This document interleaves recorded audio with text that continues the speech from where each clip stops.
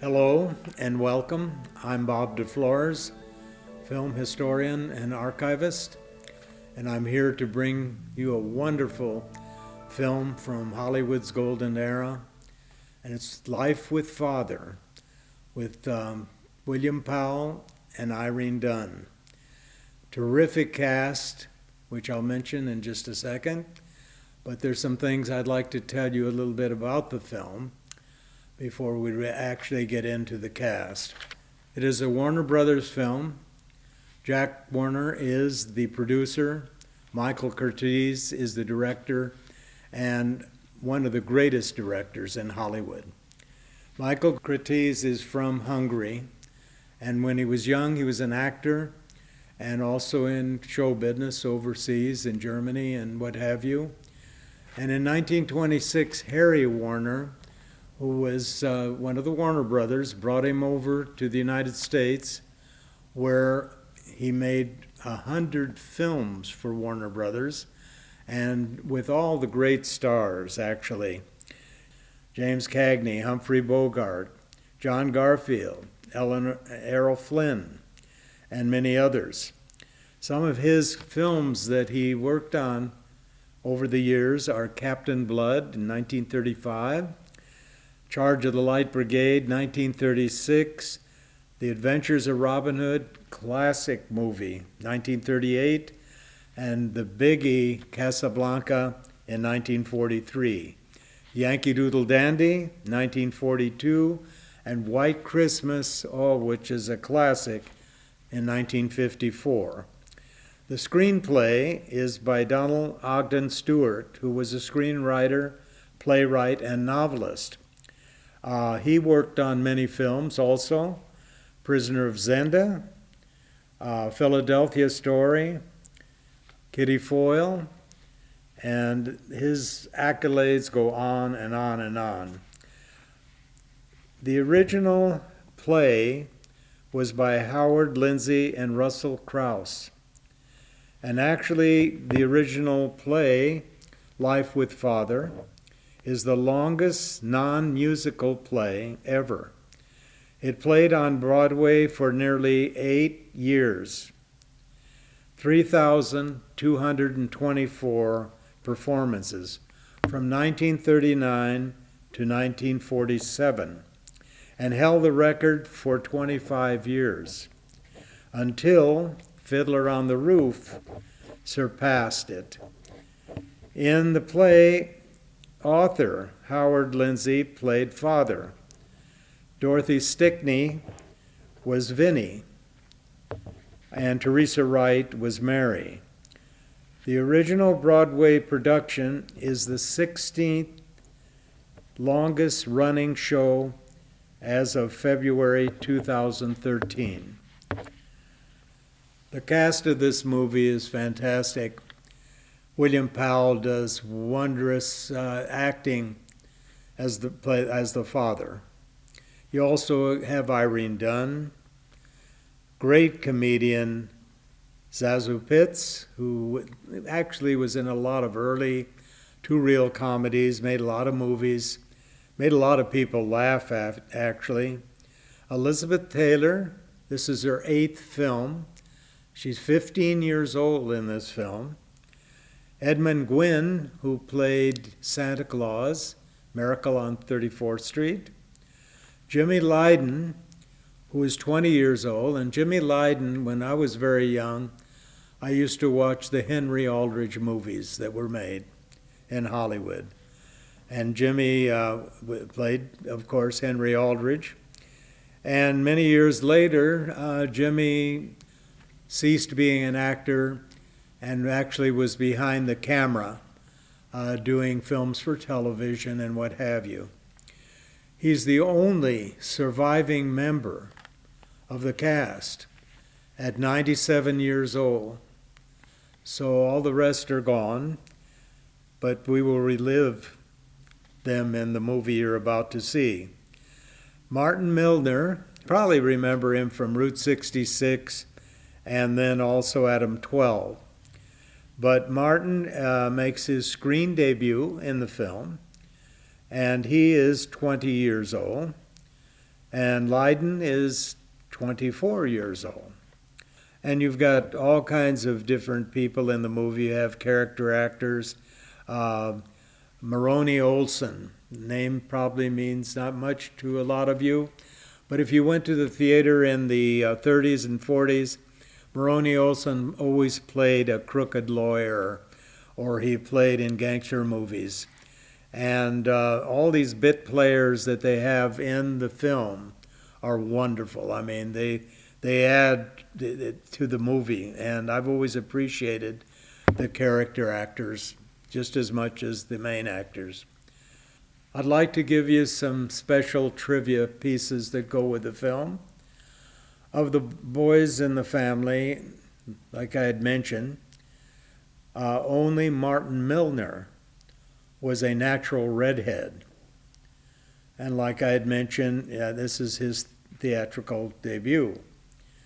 An interesting thing, before they started filming the motion picture, the cast was sent down to the salon where the Westmores did the makeup for a lot of the Hollywood films. And they were to dye certain actors in the film with red hair. That went fine until it was time for the beauticians to wash and rinse the hair to get some of the dye out. And it turned out there was no water coming out of the faucets, that the street was being torn up and they had cut the water off. The actors were panicking because at that time the dye was very strong and could ruin their hair. Someone got the idea to get some cream, like cream, hand cream, and rub it into their hair, which would absorb the dye. And so they did that, and that saved the day. But that was one of the things that I had found. Irene Dunn hated playing the part of Vinnie, the wife. She considered the part to be rattle-brained. But the cast members and the director, Michael Curtiz, worked on talking her into staying in that part, and thank goodness she did. She does a wonderful job in the movie. Also, Mary Pickford made several screen tests for the film. The studio worried about her popularity after a 13-year absence from the screen, so she did not get the part. Warner Brothers paid $500,000 for the screen rights, plus 50% of the profits, a record amount for that time. Now, this was the highest grossing film for 1947. And I have something just to add to that. Wouldn't you think if a studio had the highest grossing film of 1947, they would have copyrighted the film?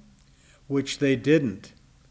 And in 1975, the film went into the public domain. And it's free and clear to use, and it's everywhere around the United States today on DVD and on television. One of the things to watch out for, though, is over the years some of the color had faded in the film. This is a beautiful, what you're going to see today, film of the movie. Color is real good, the sound is real good. And so what had always bothered me, because there are 20,000 motion pictures in the public domain, that the studios could have renewed the copyright for $6 for another 28 years. And somehow or other they neglected to do that. And so a lot of the movies that were classic movies, Meet John Doe, His Girl Friday, a lot of those movies are, Meet John Doe's Frank Capra, and they're really big movies in Hollywood. So a lot of those have fallen out of copyright. The movie is actually Clarence Day's life with Father. And many of you are probably wondering who Clarence Day is. The movie's based on his life at the turn of the century in New York City, where his father was an eccentric. And so the story, William Powell is playing his father.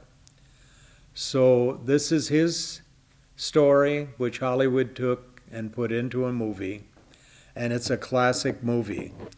It is one of the best movies that I've ever seen, and William Powell is tremendous in the movie, as the other cast. Out in Hollywood during actually the 30s and 40s, and all through the years actually, one of the best music composers in Hollywood was Max Steiner. If you remember King Kong in 1933, Max Steiner did the score.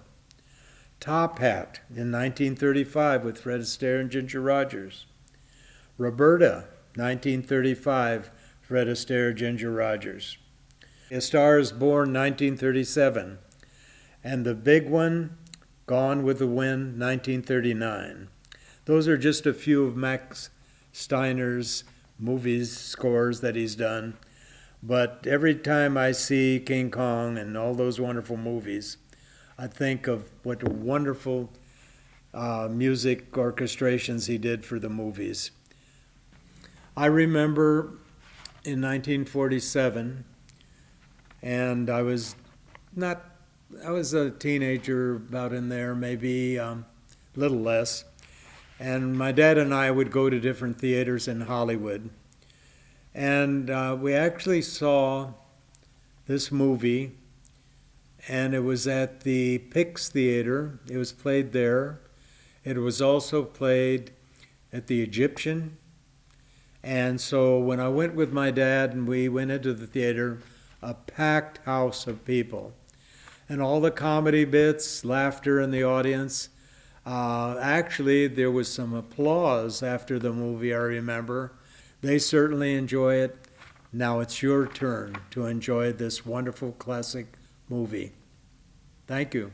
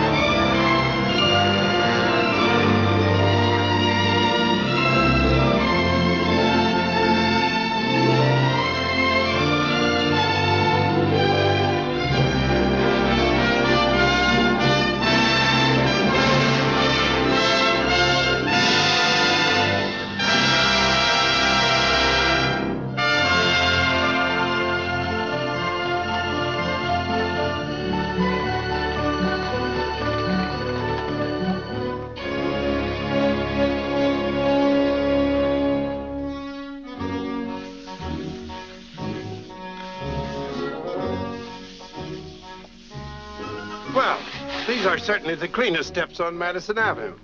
That's how Mr. Day wants them kept. Good morning. Morning.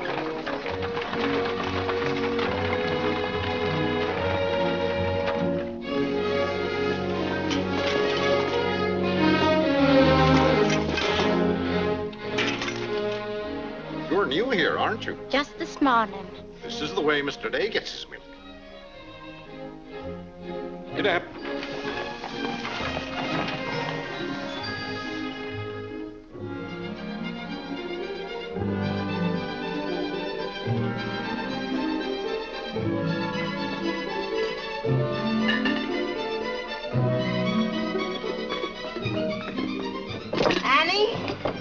Be careful of this dish, you could burn your hands. And keep the cover on till you're ready to serve them. Mr. Day likes his muffins hot. I'll do that.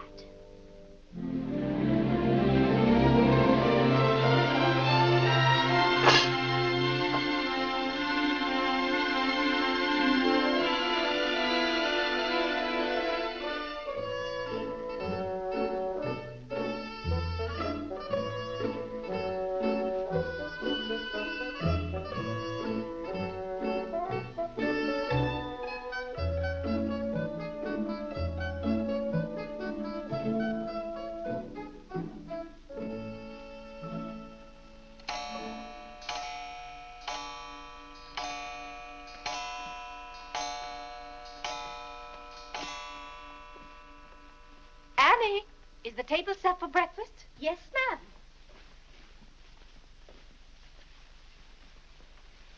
Good morning, ma'am. Good morning, Annie. How are you getting along? All right, ma'am. I hope. Now, don't be nervous just because this is your first day. Everything's going to be all right. But I do hope nothing goes wrong. Oh, no, Annie. The cream and sugar go down at this end. Oh, I thought in the center, ma'am. Everyone could reach them easier. Mr. Day sits here. Oh, excuse me. I didn't know where to place the napkins, ma'am. You can tell by the rings. The boys have their initials. C for Clarence. He sits here. J for John. Here. W for Whitney. He sits over there, next to his father. Yes, ma'am. And the one with the little dog on it is Harlan's, of course. He's the baby. This narrow, plain one is mine. And this is Mr. Day's. It's just like mine, except that it got bent one morning. Oh, and that reminds me, Annie, always have Mr. Day's coffee piping hot. Yes, ma'am. And whenever Mr. Day speaks to you, just say yes, sir. Don't be nervous. You'll get used to him. Yes, ma'am. Oh, that beautiful rubber plant. I'm so glad it came. You mustn't water it every day. Too much moisture makes it very unhappy. Oh, good morning, Mother. I thought you were still upstairs. Good morning, Clarence. Father must be talking to himself. A redhead. Did you sleep well, Mother? Yes, thank you, dear. Golly, I'm hungry.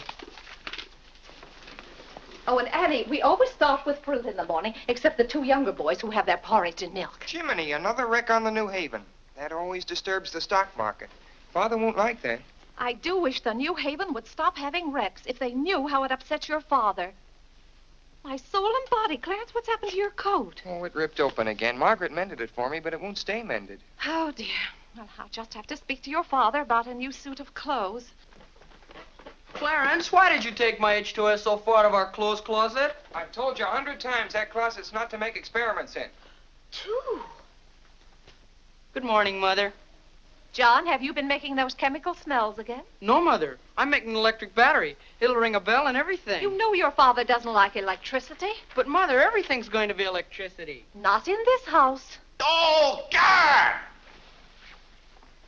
What's the matter, Claire? What's wrong? Where's my necktie? Which necktie? The one I gave you yesterday. It isn't pressed yet. I forgot to give it to Margaret. I told you distinctly I wanted to wear that necktie today. You've got plenty of neckties. Put on another one right away and come down to breakfast. I don't know what this world's coming to. Mother, may I have my breakfast early? I'm going to play baseball. 3. Whitney, before you leave the house, you have to study your catechism. But, Mother, they're going to let me pitch today. Good morning. Who won? The Giants, 7-3. Buck Ewing hit a home run. Let me see. Boys, don't wrinkle the paper before your father sees it. Mother, could you ask me my catechism now? I think I know it. Well, let's see. What is your name? Whitney Benjamin. Who gave you Here your... I come. Come and help me down, Mother. There are steps to come down on. Good morning, darling. Good morning, Mother. How's your finger? It itches. Good, that's a sign it's getting better. Come along. see, what was I doing? Oh, yes, the Catechism. Who gave you your name?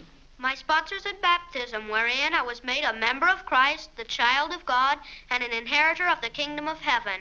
Mother, if I hadn't been baptized, wouldn't I have any name? Not in the sight of the church. What did your sponsors then for you? They did promise and vow 3 things in my name. First, that I should renounce the devil and all his works, the pomps and vanity of this wicked world, and all the sinful lusts of the flesh. And secondly, that I believe all the articles of the Christian faith. And thirdly, that I should keep God's holy will and commandments and walk in the same all the days of my... Good morning, boys. Good morning. Good morning. Morning, Father. Father. Morning, Vinny. Have a good night? Yes, thank you, Claire. Good. Sit down, boys. What's that thing doing in here? Claire, that's our new rubber plant. Place for rubber plants is on the equator. Take that object out, Catherine. You're not Catherine? No, sir. Good. Never liked Catherine anyway. Thank you, Clarence. Put it somewhere else, Annie, but not too near a window. Sit down, Harlan. Thank you, dear.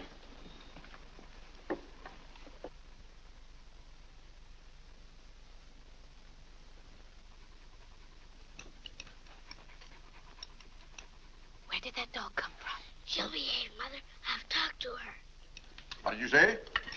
Claire, that new suit looks very nice.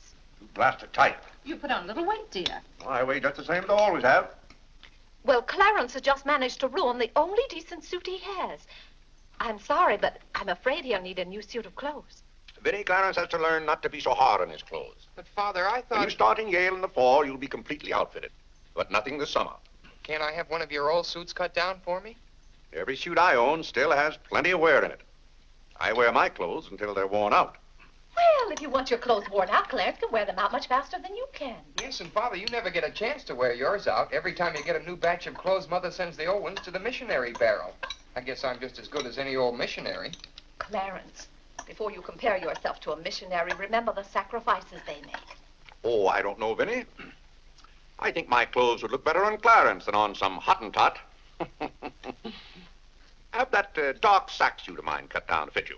Oh, thank you, Father. One of Father's suits. Thank you, sir. In return for that, Clarence, I want you to practice more often on your violin. Whitney, don't eat so fast. Well, Father, I'm going to pitch today. But before I go, I have to study my catechism. What do you bother with that for? Because if he doesn't know his catechism, he can't be confirmed. But Vinny, Whitney's going to pitch today. He can be confirmed any old time. Claire, sometimes it seems to me you don't care whether your children get to heaven or not. Oh, Whitney will get to heaven all right. I'll be there before you are, Whitney. I'll see that you get in. And Whitney, when we get to heaven, we'll organize a baseball team of our own. Good. It'd be just like you to try and run things up there. Well, from all I've heard about heaven, it seems to be a pretty unbusinesslike place. They could probably use a good man like me. What makes you so sure they'll let you into heaven? Well, if they don't, I'll certainly raise a devil of a row. Claire, I do hope you'll behave when you get to heaven. Now, Vinny, Vinny, how many times have I asked you not to engage a maid who doesn't know how to serve properly? Claire, can't you see she's new and doing her best? How can I serve myself when she's holding that platter over my head? Hold it lower, Annie. Yes, ma'am. What became of the one we had yesterday? I don't know why you can't keep a maid. Oh, you don't. Why on earth can't you run your house the way I run my office? All I want is service. What the devil's that noise? It's Annie. Annie? Who's Annie? The maid. I'll take it, Annie. Claire, aren't you ashamed of yourself? What have I done now? You made her cry speaking to her the way you did. I never said a word to her. I was addressing myself to you. I do wish you'd be more careful. It's hard enough to keep a maid, and the uniforms just fit this one.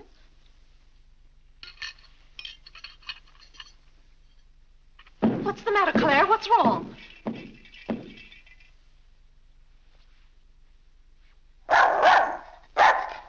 What in the name of... Well, where did you come from? Who do you belong to? She's mine, Father. Her name is Princess. Looks more like a prince to me. What's wanted? Margaret, this bacon's good. Oh, Well, it's good. yes, sir. Harlan, how's that finger? Come here, let me see it. Yes, Father. Ah, yes, that's healing nicely. I guess you'll know the next time that cats don't like to be hugged. It's all right to stroke them, but don't squeeze them. Now go back and finish your oatmeal. I don't like oatmeal. Go on and finish it. It's good for you. But I don't like it. I'll tell you what you like and what you don't like. You're not old enough to know about such things. You've no business not to like oatmeal. It's good. I hate it. That's enough. We won't discuss it. Eat that oatmeal at once.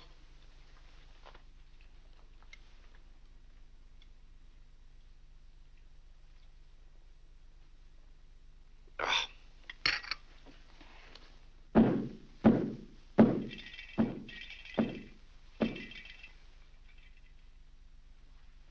John, that letter's for your mother. I finished my oatmeal, Father. May I be excused? Yes, Whitney, you may go. It's a good game. I will. Whitney? Yes, Mother. My catechism. Never mind this morning, darling. Run along. Thank you, Mother. What's wanted? Margaret, what is this? Coffee, sir. It is not coffee. You couldn't possibly take water and coffee beans and arrive at that. It's slops, that's what it is. Slops. Take it away. I come down to this table every morning hungry. Well, if you're hungry, Claire, why aren't you eating your breakfast? I am. Aunt Judith wants me to come up and visit her. Now, Vinny, I want no more relatives in this house. We are going to live here by ourselves, in peace and comfort. Claire, I was saying Aunt Judith wants me to visit her. Oh. Eat your oatmeal, dear. Now, what on earth is this? Dear friend Day, we are assigning you the exclusive rights to Staten Island for selling the Gem Home Pop-Up of popcorn. I think that's for me, Father. But then why isn't it addressed to Clarence Day, Jr.? Oh, it is. I wouldn't get mixed up in popcorn, Clarence. It's too indigestible. Confound it, another wreck on the New Haven. If you please, ma'am, there's $1 due on a package. It's from Lewis and Congers. Oh, yes, those kitchen knives I ordered. Make a memorandum of that, Vinny. $1 and whatever it was for. Of course, Claire. I must have a record of what is spent running this house. I've never understood what good a record is after the money's gone. There's just $1, Margaret. Vinny, this house must be run on a business basis. Of course, dear. That's what the household accounts are for. Oh, Claire, it's 8:30. You don't want to be late at the office. Plenty of time. Annie, clear the table now. Yes, ma'am, I'll do that. Clarence, John, Yes, Mother? you boys go up and move the small bureau from my room into yours. Who's coming? Cousin Cora, and she's bringing a friend with her, a young girl. A girl? You'll have to help entertain her, Clarence. Oh, Mother, do I have to? Wait till Father finds out we've got visitors. There'll be a rumpus. John, don't criticize your father. He's very hospitable after he gets used to the idea. I like coffee, I like tea, I like the girls, and the girls like me. Well, I don't like girls, and they don't like me. Oh, God! Go on, boys, go on. What's the matter, Claire? What's wrong? How did that get in this room? Now, Claire, how was the new maid to know? Well, keep that abomination out of here. All right, I'll take it.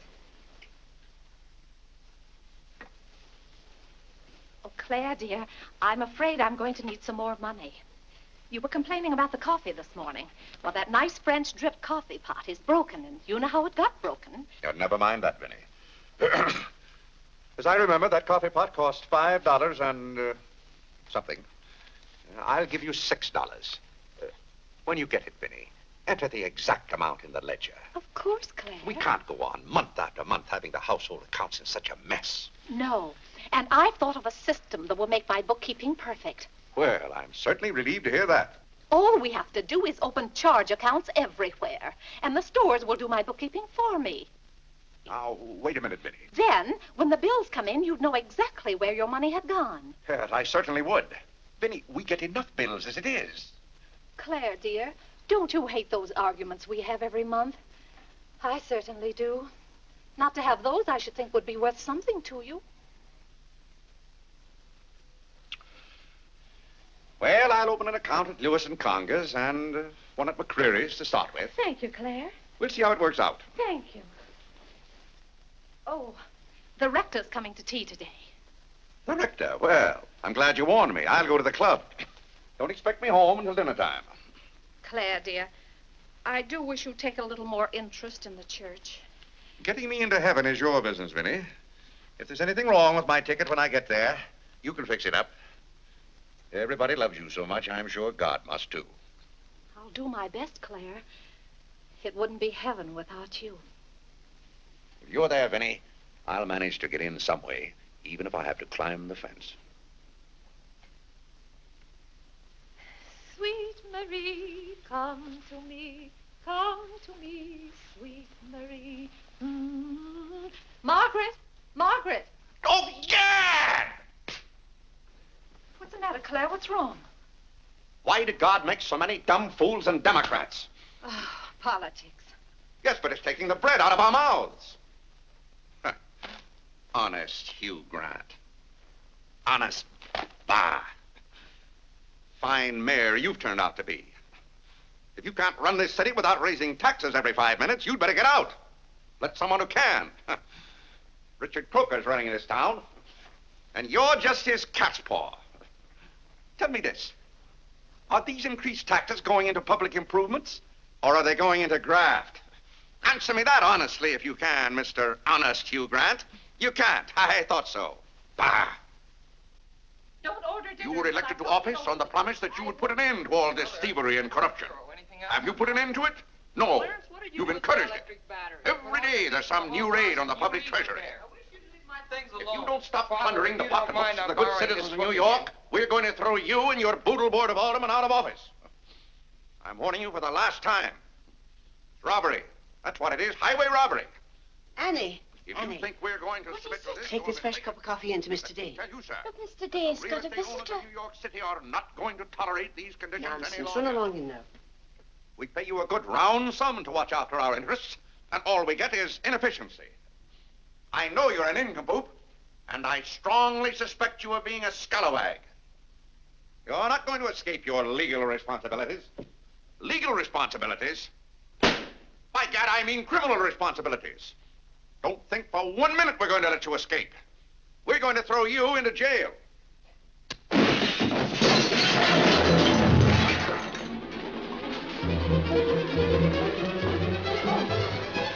Annie, are you hurt? He can't throw me into jail. Vinny? Vinny, why can't I have quiet here in the morning? Claire, what happened? It sounded to me as though that maid dropped a whole tray of dishes. Yes, but what did you say to her? Say to her? I haven't seen her since breakfast. I've got to get to the office. Oh, yes, Claire, you don't want to be late. I'll be home in plenty of time for dinner. Why don't we have chicken fricassee tonight? Well, Claire, chicken's gone up. It's 8 cents a pound.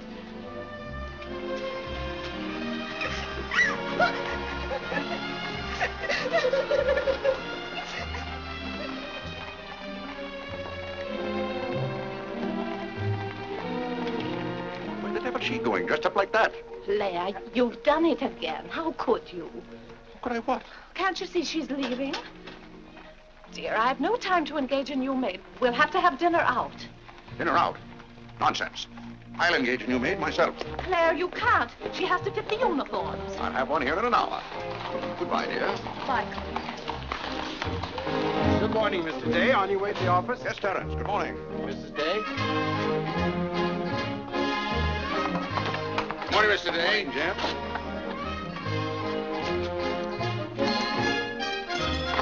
Get in.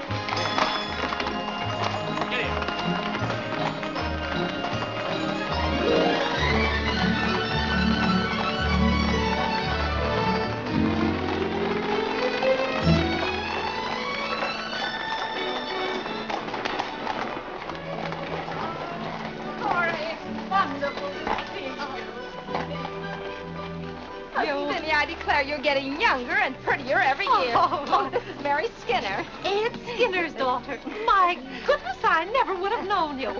Just leave your things out here and come right on in. I've heard my father talk so much about you, Mrs. Day. Did he tell you how he used to dip my pigtails in the inkwell at school? What's the news in Pleasantville, Cora? Oh, Vinny, I have so much to tell you. We wrote you that Aunt Carrie broke her hip. Yes. That was the night that Robert Ingersoll lectured. Of course, she couldn't get there, but it was a good thing for Mr. Ingersoll she didn't. How do you do, Cousin Cora? Oh, Clarence, my. Oh, no, Cora, this is John. John, why, how you've grown. You'll be a man before your mother.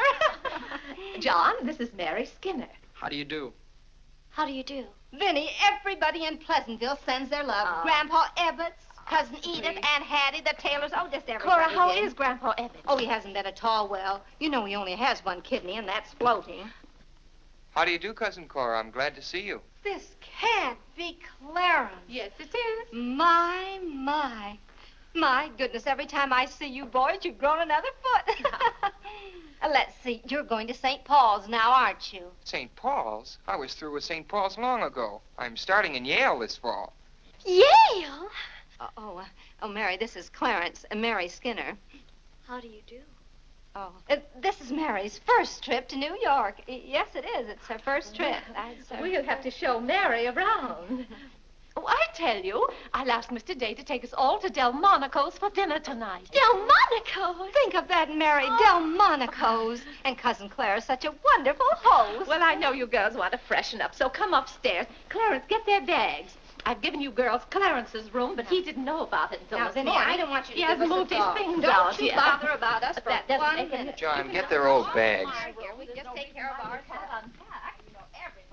Oh, you play the violin. Well, I fool with it a little.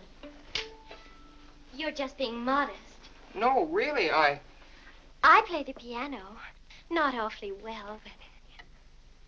Now, you're being modest. Do you ever play duets? Well, I haven't up to now. Neither have I. Up to now.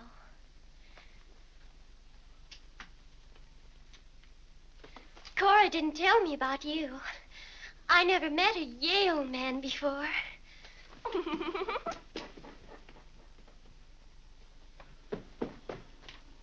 What's happened to you? Nothing. I feel fine.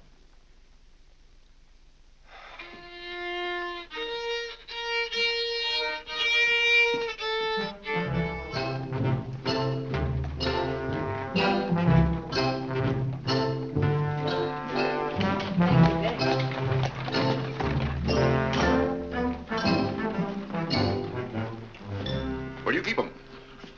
Do you wish a domestic servant? Where do you keep them? I will take your name and address. Confound it, I'm late at the office now. If you will give me the details as to what kind of person you require. I'm asking you where you keep them. Why, the girls are in there, but clients are not allowed in that room. If you will tell me the kind of a position you wish to have filled, I will be very glad to...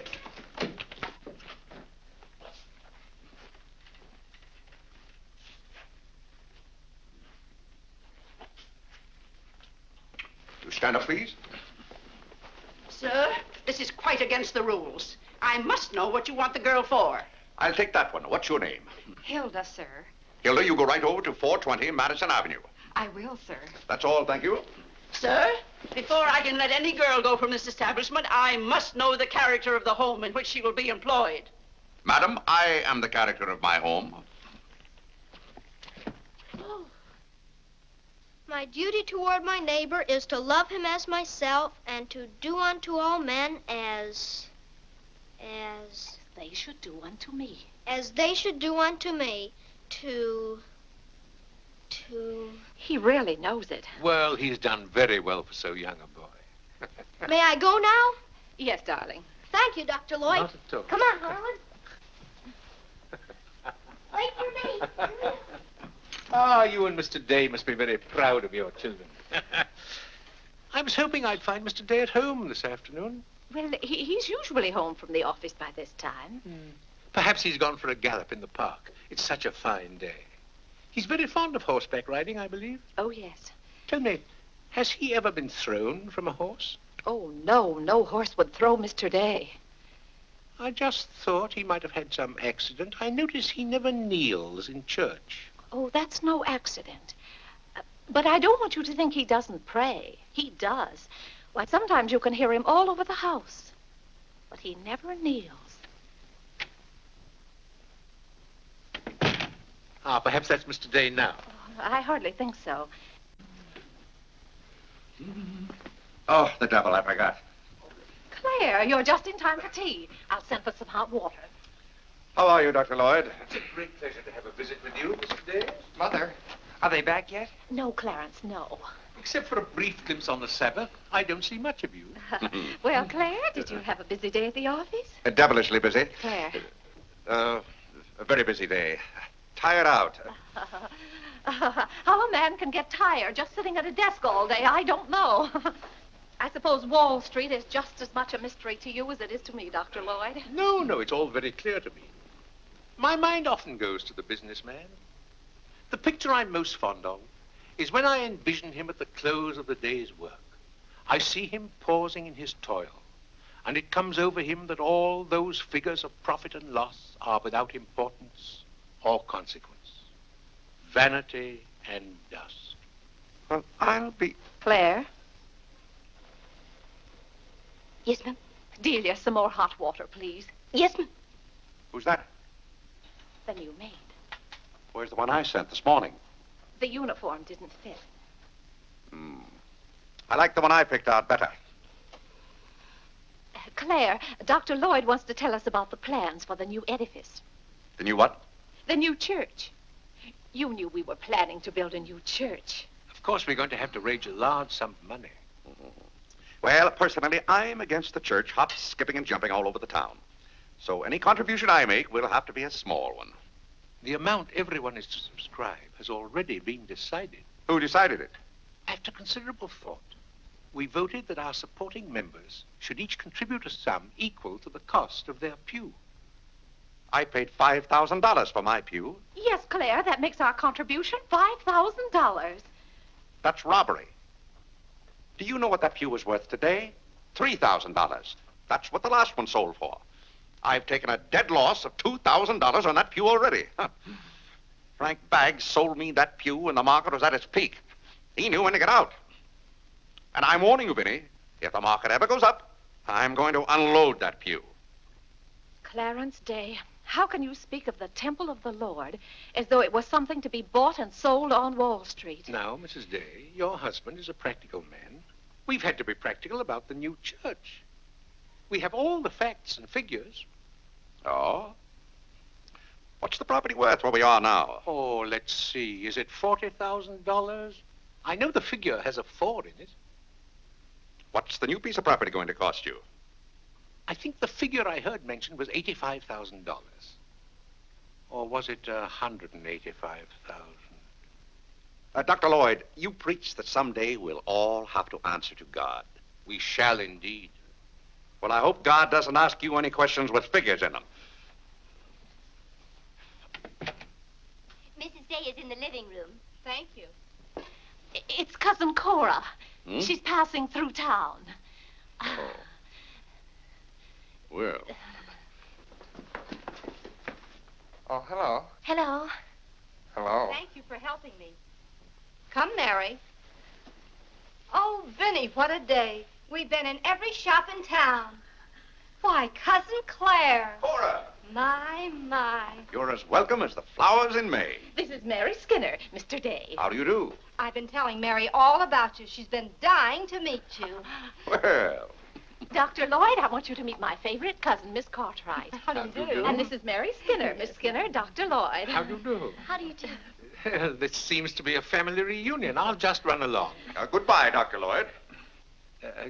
Goodbye, Miss Cartwright. Goodbye. Goodbye. Oh, Clarence, you haven't said how do you do to Dr. Lloyd. Goodbye, Dr. Lloyd. Goodbye, everybody. I'll go to the door with you, Dr. Thank Lloyd. you, and thank you so much for the tea. Those muffins were delicious. And Who did you say this pretty little girl is? She said Skinner's daughter. This is Mary's first trip to New York. Oh, sit down. Have some tea. We had tea downtown. Oh, never mind then. Delia. Delia, sit down. Even if you have had tea, you can stay and visit for a while. As a matter of fact, why don't you both stay to dinner? That's all arranged, Claire. Cora and Mary are going to have dinner with us. Fine. Of course, you'll just have to take potluck. Well, I'd hardly call it pot. Claire, Did you know the girls are going to visit Aunt Judith in Springfield for a whole month? Fine. Now, how long are you going to be in New York, Cora? All week. Splendid. We'll hope to see something of you. Well, you certainly will. Cora, did you find anything you wanted in the shop? Oh, I can't wait to show you. Oh, but I'm afraid some of these packages can't be opened in front of Cousin Claire. Shall I leave the room?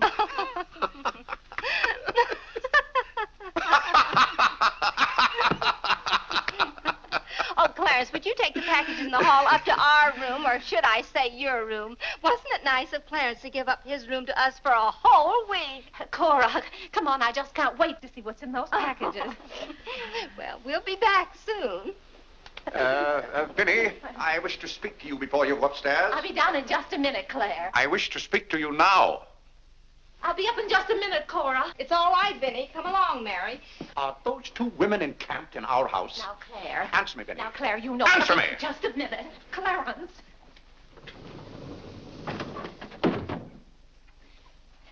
Now, Claire, you know you've always been fond of Cora. What has that to do with her planking herself down in my house and bringing hordes of strangers with her? How can you call that sweet little girl a horde of strangers? Why don't they go to a hotel? New York is full of hotels built for the express purpose of housing such nuisances. Claire, two girls alone in a hotel? Why, who knows what might happen to them? All right, then put them on the first train. They want to roam with the gypsies? Lend them a hand. Keep them roaming. But, Claire, they're just staying in that little room of Clarence's. The trouble is they don't stay there. They stay in the bathroom. Every time I want to take my bath, it's full of giggling females, washing their hair. I tell you, I won't have it. Send them to a hotel. I'll pay the bill gladly, but get them out of here. Father, I'm afraid they can hear you upstairs. Then keep those doors closed. Clarence, you open those doors. Open them all the way. Now, Claire, you be quiet and behave yourself. They're here, and they're going to stay here. That's enough, Vinny. I want no more of this argument.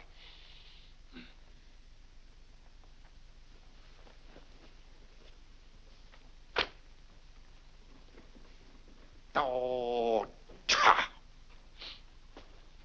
what I don't understand is why this swarm of locusts always descends on us without any warning. Oh, thunder.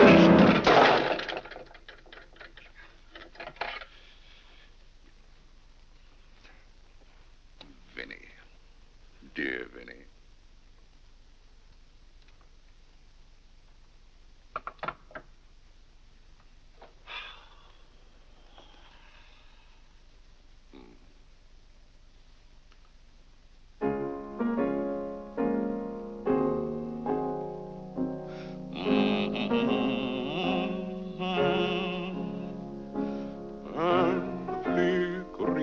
Shadows softly come and go. Though my heart be weary. Father, may I go along with the rest of you to Delmonico's? What's that, Delmonico's? You're taking Mother, Cousin Cora, and Miss Skinner to Delmonico's for dinner tonight. Oh, Gad! I won't have it. I won't have it. I will not have my life arranged for me. I bought this house for my own comfort. I will not submit myself to this indignity. Now, Claire, what's the matter? I won't stand it. By heaven, I won't stand it. Clarence. Do I understand that I am not permitted to have dinner in my own home? Oh, Claire, a little change will do you good. I have a home to have dinner in, and any time I can't have dinner at home, this house is for sale. Well, Claire, you can't have dinner here tonight because it isn't ordered. And besides, Cora and Mary want to see something of New York. Well, that's no affair of mine. I am not a guide to Chinatown and the Bowery. Oh, Mr. Day, I just love your house. I could live here forever.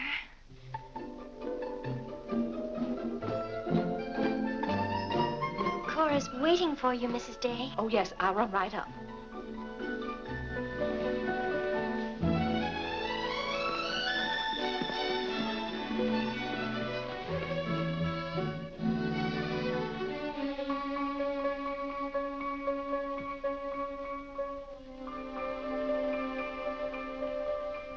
I'm glad you like our house, Miss Skinner. I like it very much, Mr. Day. Praise from a stranger is approbation indeed. At home, our living room is green. I like green. I like green, too. Red's my favorite color. It's an interesting thing about colors. Red's a nice color in a house, too, but outside, too much red would be bad. I mean, for instance, if all the trees and the grass were red. Outside, green's the best color. That's right. I never thought of it that way. But when you do think of it, it's quite a thought. I bet you make your mark at Yale. Oh. My mother wants me to go to college. Do you believe in girls going to college? I guess it's all right if they want to waste that much time. Before they get married, I mean. I'm glad you're fond of music, Mr. Day. Oh, hello. Look, a new youth companion. John enjoys the youth's companion. John. Won't you sit down? Oh, thank you. It tells all about connecting batteries in series. John, Miss Skinner and I were talking. Oh, that's all right. You won't bother me. Jiminy, there's where I made my mistake. I didn't mix enough blue vitriol with it.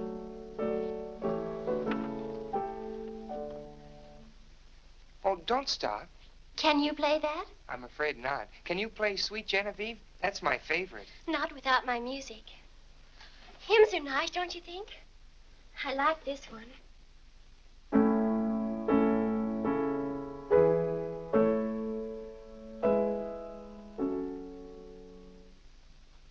That's funny. The words are the same, but it's the wrong tune. Oh, it can't be the wrong tune. We sing it exactly that way in church. We don't sing it that way in the Methodist church. You see, we're Methodists. Oh, that's too bad. Oh, I don't mean it's too bad that you're a Methodist. Anybody's got a right to be anything they want, but what I mean is, we're Episcopalians. Yes, I know. Anyway, the words are the same. Shall we begin?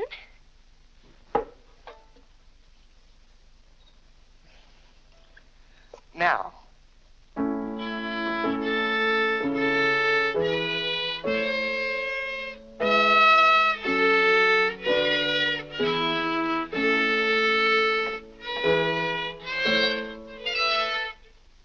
Oh, dear. Well, what's wrong? Shall we try again?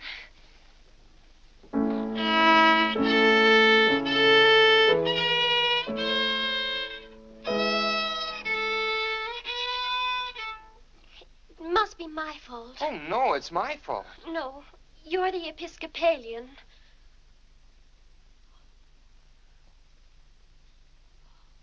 I just remembered something.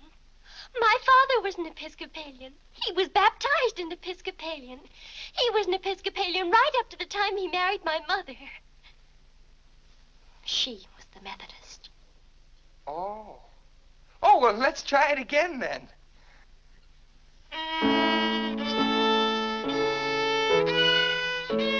Well, Clarence, if you're going to Delmonico's with us, you'd better get dressed. Am I going to? Jiminy. Thank you, Father. Be ready in just a minute, Mother. Minnie, that young lady looks about the same age you were when I came out to Pleasantville to rescue you. Rescue me? Mm. You came out there to talk me into marrying you. It worked out just the same. Ah.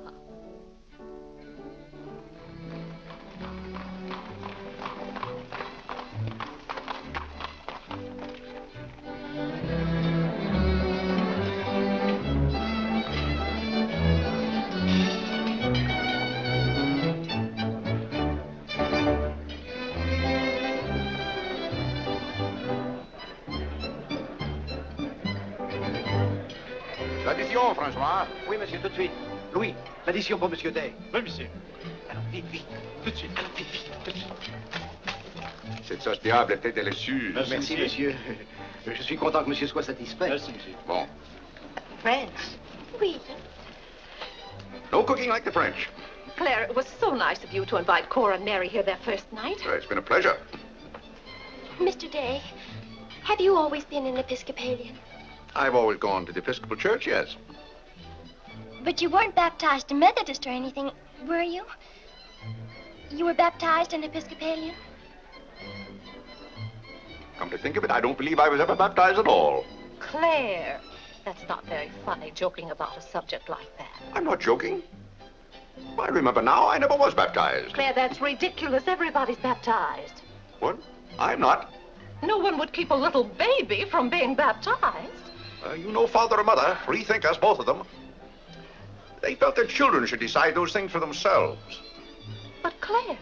I remember when I was 10 or 12 years old, Mother said I ought to give some thought to it, but I never got around to having it done to me. Claire, do you know what you're saying?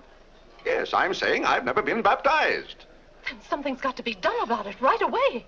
Now, Fiddy, don't get excited over nothing. Why haven't you ever told me? Well, what difference does it make?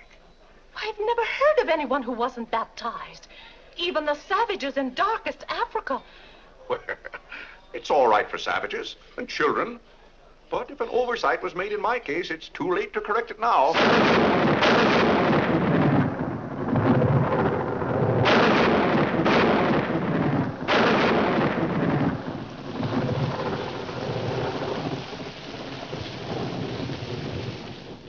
What if you're not baptized? You're not a Christian. Why, confound it, of course I'm a Christian. A mighty good Christian, too. A lot better Christian than those psalm singers in church. But you can't be if you won't be baptized. I won't be baptized, and I will be a Christian. I'll be a Christian in my own way. Claire, don't you want to meet us all in heaven? Of course, and I'm going to. But you can't go to heaven if you're not baptized. Ah, that's a lot of folderol. Clarence Day, don't you blaspheme like that. You're coming to church with me before you go to the office in the morning and be baptized then and there. Vinny, don't be ridiculous. If you think I'm going to stand there and let Dr. Lloyd splash water on me at my age, you're mistaken. No, I'm sleepy. Good night, Vinny.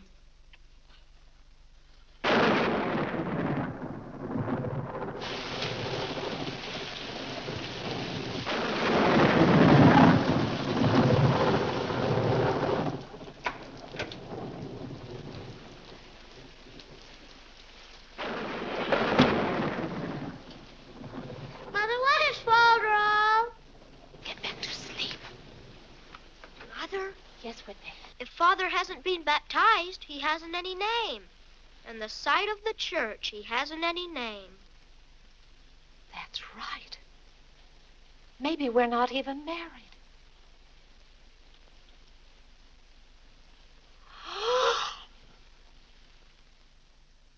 We, thine unworthy servants, do give thee most humble and hearty thanks for all thy goodness and loving kindness to us and to all men. We bless thee for our creation, preservation, and all the blessings of this life. But above all, for thine inestimable love in the redemption of the world by our Lord Jesus Christ. For the means of grace, for the hope of glory.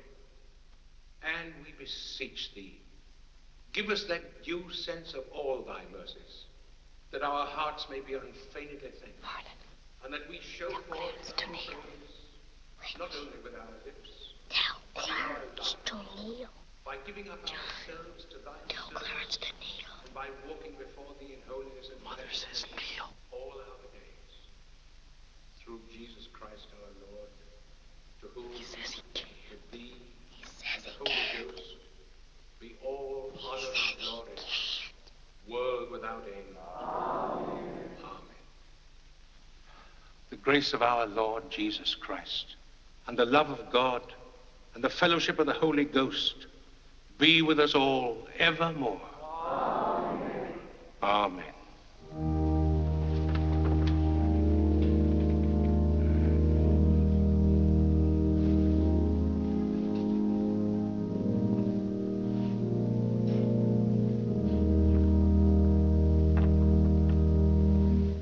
And so, my friends, what comfort and security it gives us when we have reached the age of understanding to know that the rite of baptism has not been neglected in our infancy or youth.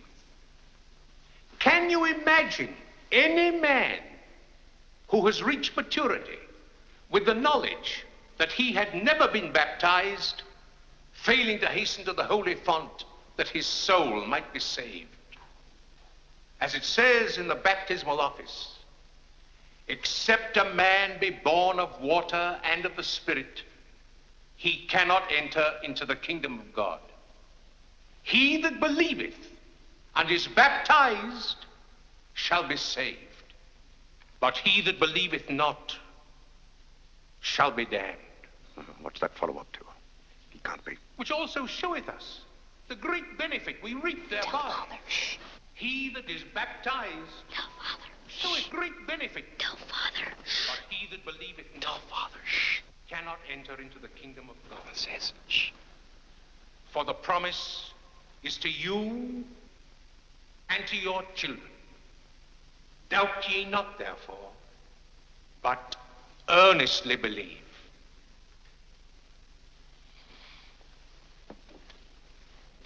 In the name of the Father, and of the Son, and of the Holy Ghost. Amen. Amen.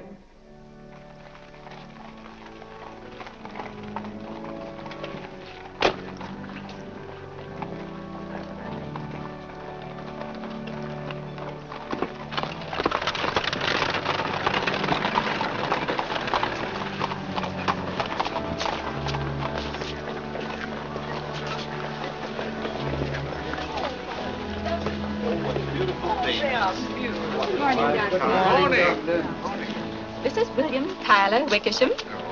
And this is Wilhelmina Eugenia Wickersham.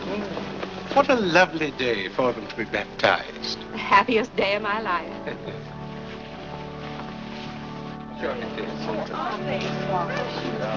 Lovely, sir. Thank you, Melinda.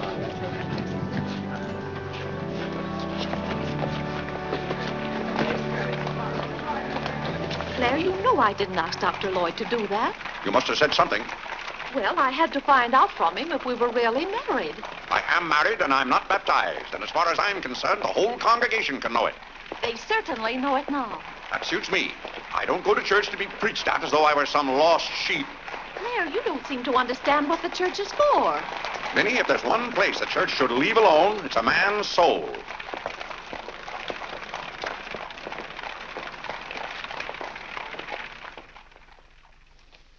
Well, he's going to be baptized, Cora. You mark my word. I just couldn't go to heaven without Claire. Why, I get lonesome for him even when I go to Ohio. It's awfully hard on a woman to love a man like Claire so much. Oh, men are so aggravating. They take everything for granted. They certainly do. You know, I don't believe Claire has come right out and told me he loves me since we've been married. Of course, I know he does because I keep reminding him of it. You have to keep reminding them, Cora. Minnie, the table isn't set for dinner yet. I'll be back in a minute, Cora. We're having it after Cora and Mary go to the train. Their cab's coming at 1 o'clock. Cab? The horse cars go right past the door. But, Claire, they have those heavy bags. Cabs are a waste of money. Well, if dinner's going to be delayed, I'll work on this month's bills. What are they? Now, Claire, it isn't fair to go over the household accounts when you're hungry. Vinny, where are those bills? They're in the library on your desk. I didn't know dinner was going to be late. No one ever tells me anything in this house. Back home, I ride all the time. I love horses. the horse is my favorite animal.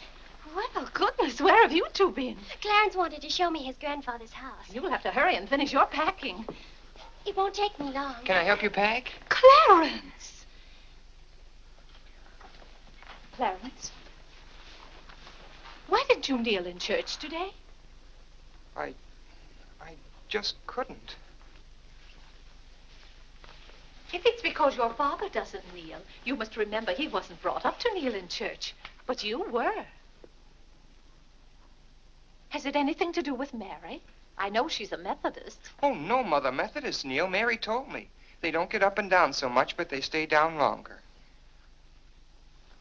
Clarence, you want to kneel, don't you? Oh, yes, I wanted to kneel today. I tried. You saw me try, but I just couldn't. Is that suit of your father's too tight for you? No, it's not too tight. Well, what is it? Mother, very peculiar things have happened to me since I started to wear this suit. I can't seem to make these clothes do anything Father wouldn't do. Oh, that's nonsense, Clarence. And not to kneel in church is a sacrilege. Making Father's trousers kneel seemed more of a sacrilege. Clarence! Do you know what happened at Dura Wakefield's party for Mary last night? We were playing musical chairs, and some girl sat down suddenly right on my lap. Well, I jumped up so fast she almost got hurt. She was sitting on Father's trousers.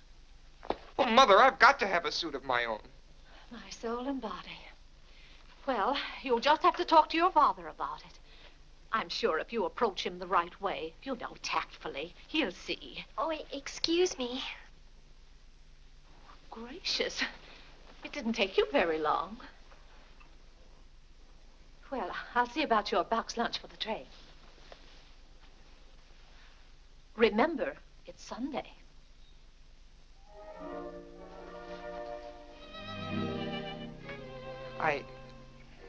I was hoping we could have a few minutes together before you left. Cora had so much to do, I wanted to get out of her way. Well, didn't you want to see me? I did want to tell you how much I've enjoyed our friendship. Oh, hello. Mother told us to sit in the living room till dinner's ready. Not on the best sofa. Hello. Hello. Have you ever been out on our porch? Oh, yes. Well, let me show it to you. It's awfully hard to grow up in a family with children. My, I've never known a week to pass so quickly.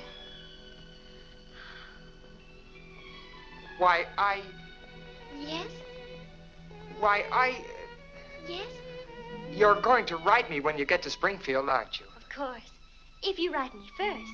But you'll have something to write about, your trip and Aunt Judith and how things are in Springfield. You write me as soon as you get there. Maybe I'll be too busy. Maybe I won't have time. Well, you find the time. Let's not have any nonsense about that. You'll write me first and you'll do it right away, the first day.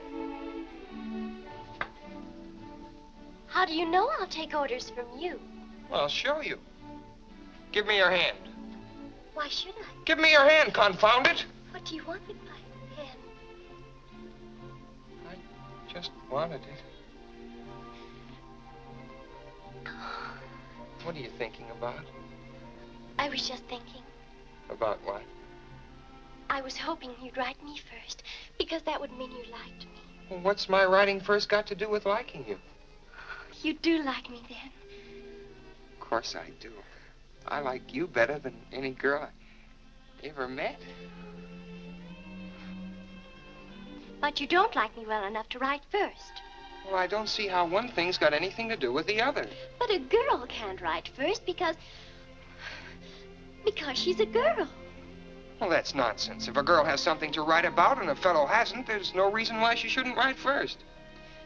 You know, the first few days I was here, you'd do anything for me. And then you changed. You used to be a lot of fun. Then all of a sudden you turned into an old sober sides.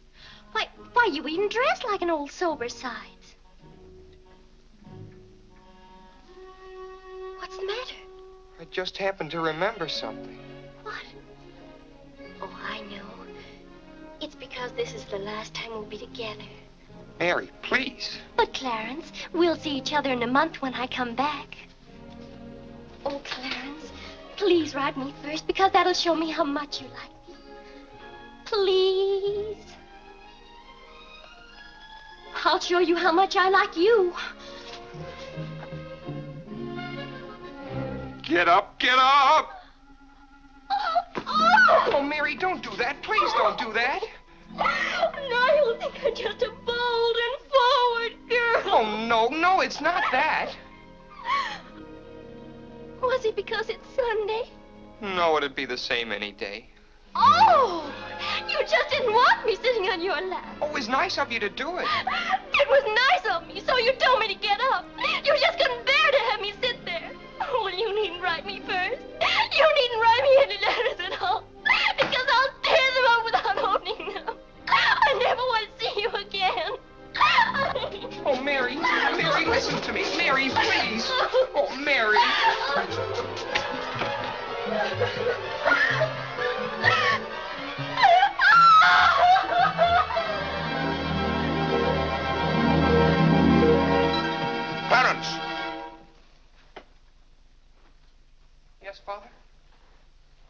lady's crying. She's in tears. What's the meaning of this? I'm sorry, Father. It's all my fault. Nonsense. What's that girl trying to do to you? Oh, no, she wasn't. It was...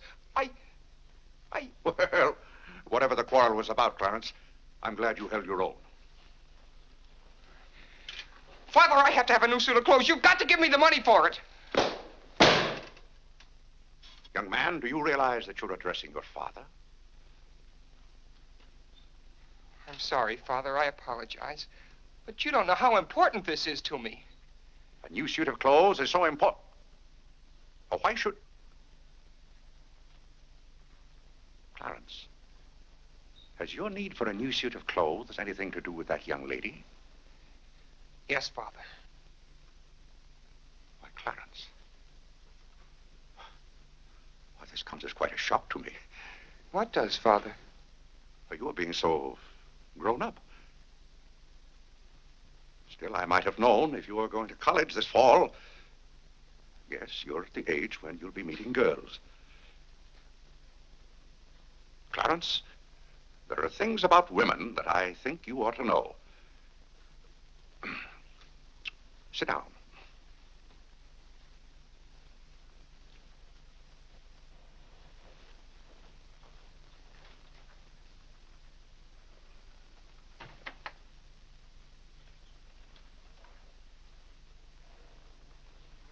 Yes, I think it's better for you to hear this from me than to have to learn it for yourself. Clarence, women aren't the angels that you think they are. Well, now, first let me explain this to you. You see, Clarence, we men have to run this world, and it's not an easy job. It takes work, and it takes thinking. A man has to reason things out. Now, you take a woman. A woman thinks... No, I'm wrong right there. A woman doesn't think at all. She gets stirred up. And she gets stirred up over the most confounded things. Now, I love my wife just as much as any man, but that doesn't mean that I should stand for a lot of falderall. By gad, I won't stand for it. Stand for what, Father? That's the one thing I shall not submit myself to. Clarence, if a man thinks a certain thing is wrong, he shouldn't do it. If he thinks it's right, he should do it. Now, that has nothing to do with whether he loves his wife or not. Who says it has, Father? They do. Who, sir? Women. They get stirred up. And then they try to get you stirred up, too. But don't you let them do it, Clarence. Don't you let them do it. Now, if you can keep reason and logic in the argument, well, a man can hold his own, of course. But if they can switch you, pretty soon the argument's about whether you love them or not. I swear I don't know how they do it. But don't you let them, Clarence. Don't you let them. I see what you mean so far, Father. If you don't watch yourself, love can make you do a lot of things you don't want to do. Exactly. But if you do watch out and know just how to handle women, then you'll be all right. All a man has to do is be firm. You know how sometimes I have to be firm with your mother. Yes, but Father, what can you do when they cry? Well, that's quite a question. You just have to make them understand that what you're doing is for their good. I see. Now, Clarence, you know all about women.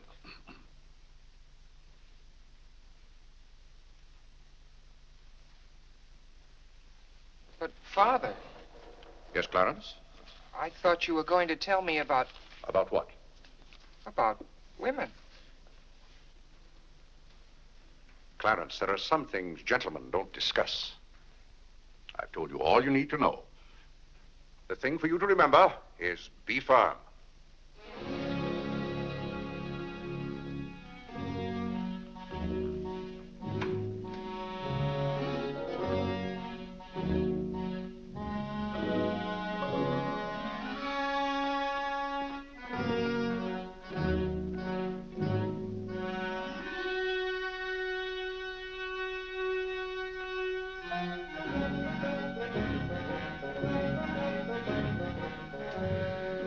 Mary, when you get to Springfield, the very first thing you...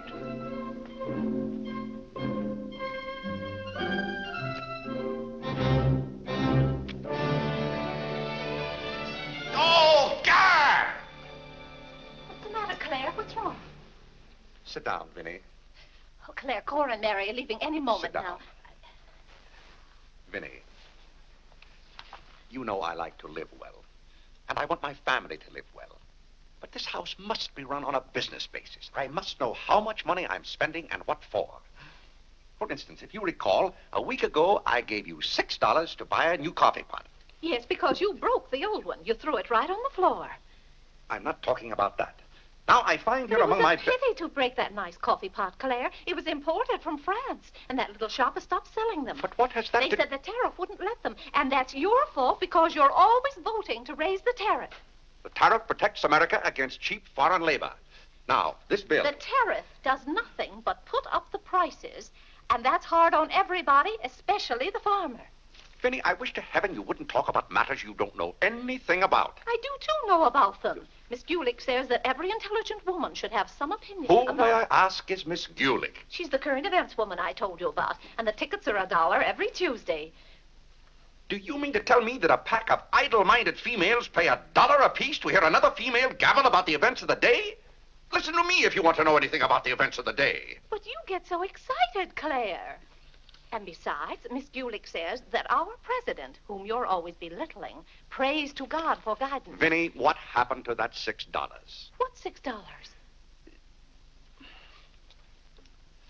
I gave you $6 to buy a new coffee pot. Now I find that you apparently got one at Lewis and Conger's and charged it. Here's the bill. One coffee pot, $5. So you owe me $1, and you can hand it right over. I'll do nothing of the kind. What did you do with that $6? Well, Claire, I can't tell you now, dear. Why didn't you ask me at the time?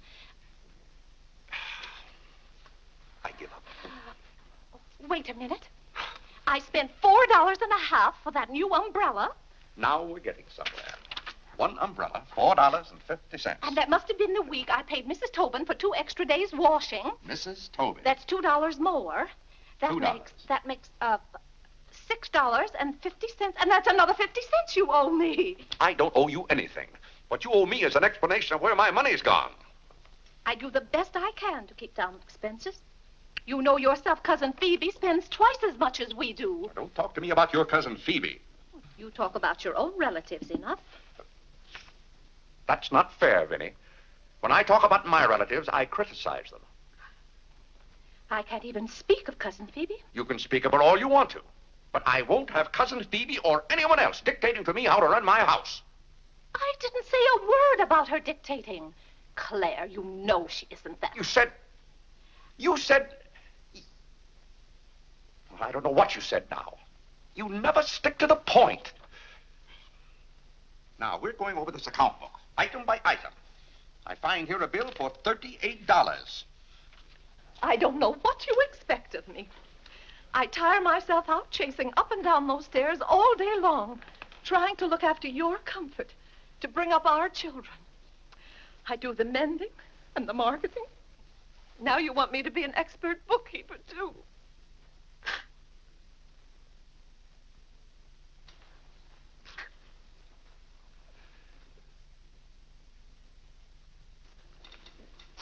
Vinny, I want to be reasonable, but can't you understand? I'm doing all this for your own good. Oh. Well, I suppose I'll have to go ahead just paying the bills and hoping I've got enough money in the bank to meet them. But it's all very discouraging. I'll try to do better, Claire. Well, that's all I'm asking. Well, I'll make out the checks and sign them. But maybe I haven't any right to sign those checks since in the sight of the Lord I haven't any name. That's right. Claire, to make those checks good, you'll have to be baptized right away. Vinny, the bank doesn't care whether I've been baptized or not. Well, I care. And no matter what Dr. Lloyd said, I'm not sure we're really married. Vinny, we have 4 children. If we're not married now, we never will be. Claire, Dr. Lloyd said this morning. Well, that's all, Vinny. Hadn't you better go tell Whitney to watch for the cab? Not before you give me that $1.50. What $1.50? The $1.50 you owe me. I don't owe you any $1.50. I gave you money to buy a coffee pot for me, and somehow it turned into an umbrella for you. Why, Clarence Day, what kind of man are you? Quibbling about $1.50 when your immortal soul is in danger. And what's more, All right. All right.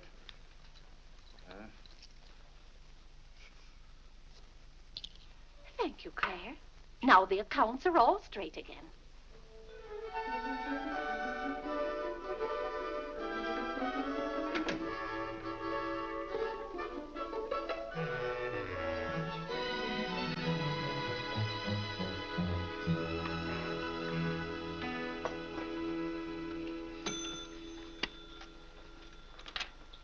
What were you doing down there? I'm setting up this new burglar alarm. I invented it myself. Have you got any money you can lend me? No, you owe me 30 cents now. Well, I'll give you my stamp collection and my piece of John Wilkes Booth's finger. How much? Enough to get a new suit of clothes? If you can wait a month till I hear from the patent office in Washington, I may be rich. Well, I can't wait that long. Maybe I could get it sooner. I'm going to look into something else tomorrow. Wanted, an energetic young man to sell household necessity. Liberal commission. Apply 312. What? John, let me have this job. Why should I give you my job? They're hard to get. But I've got to get a new suit of clothes. Maybe I could get the job for both of us. I'll ask the man.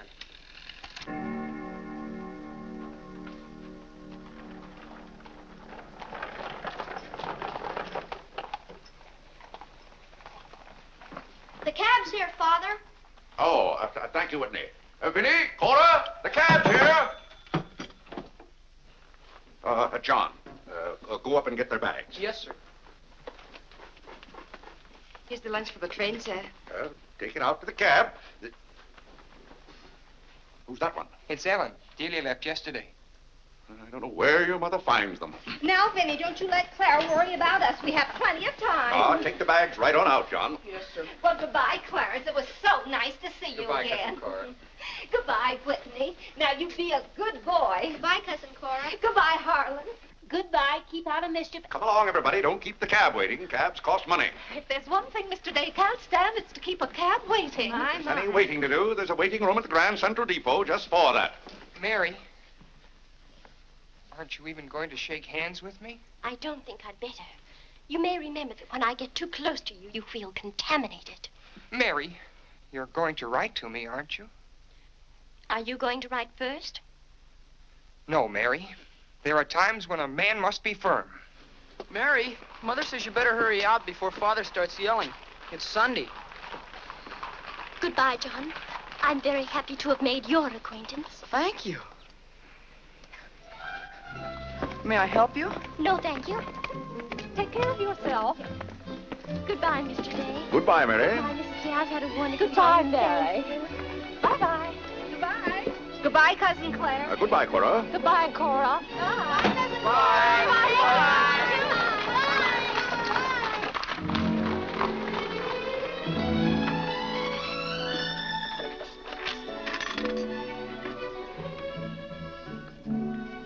Dear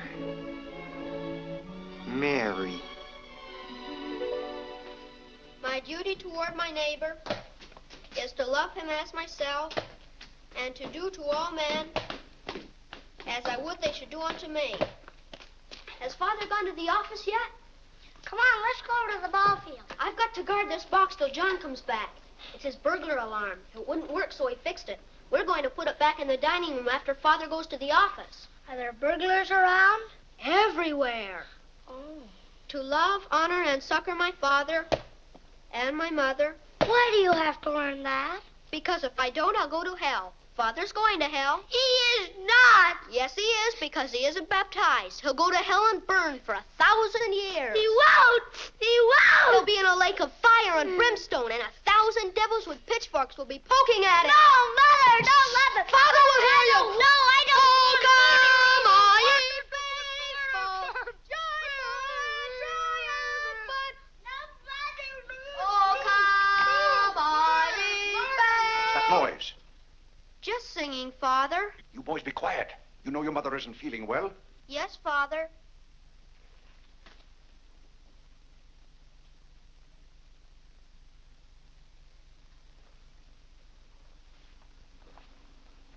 What did your mother say? She says she doesn't want any breakfast. Now, why does your mother do that to me? She knows it just upsets my day when she doesn't come down to breakfast. A special delivery, sir. Thank you.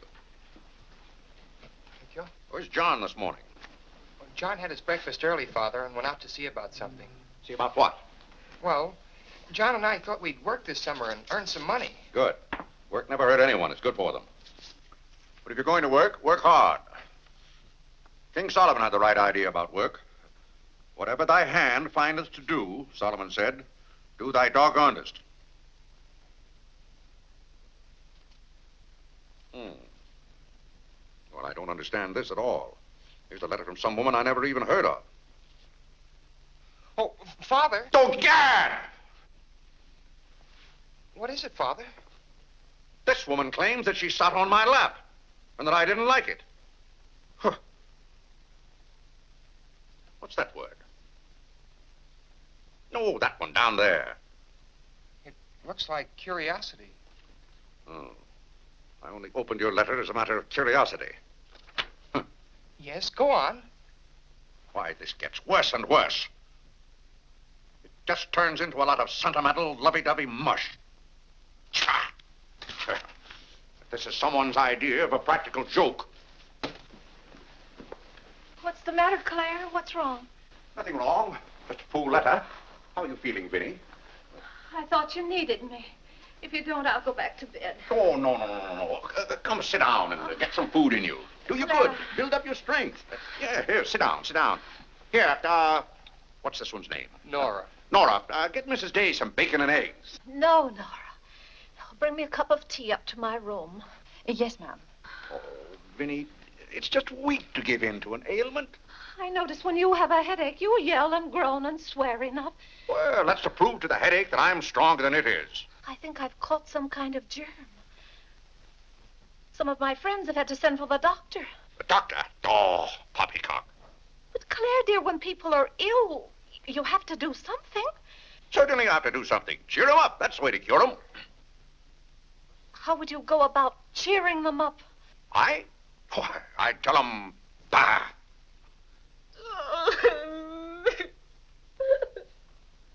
What have I done now? Oh, Claire, hush up.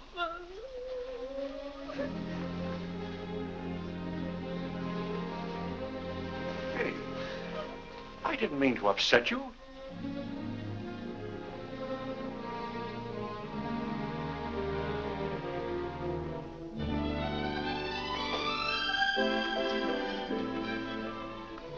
Dear Clarence.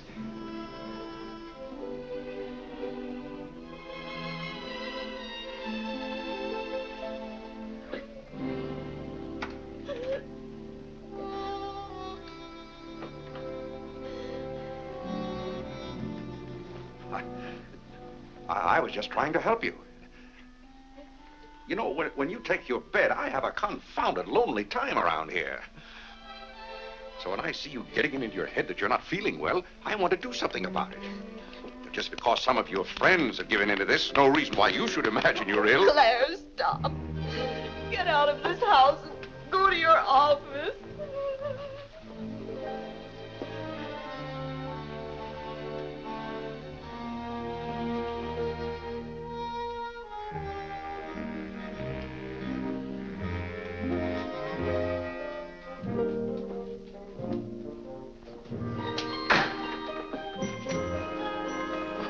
Did you get the job? Yes, for both of us. Look, I've got it with me. What is it? Medicine. Medicine. You took a job for us to go out and sell medicine? But it's wonderful medicine. Look what it cures. A sovereign cure for colds, coughs, catarrh, asthma, quinsy, and sore throat. Poor digestion, summer complaint, colic, dyspepsia, heartburn, and shortness of breath. Lumbago, rheumatism, heart disease, giddiness, and women's complaints. Nervous prostration, St. Vitus dance, jaundice, la grippe, proud flesh, pink eye, seasickness, and pimples. It's made from a secret formula known only to Dr. Bartlett. We get 25 cents commission on every bottle we sell, and he's giving us the territory of all Manhattan Island. Well, lots of fathers and mothers' friends have some of those diseases. Let's start out by calling on them. Yes. Oh, what if they ask us if we use it at our house? Oh, yes, it would be better if we could say we did. Excuse me? Oh, is that the tea for Mrs. Day? Yes. Well, I'll take it up to her. Thank you. Right away now, while it's hot. What's the matter with Mother? I don't know. She was just complaining. Say, it says here it's good for women's complaints. Here.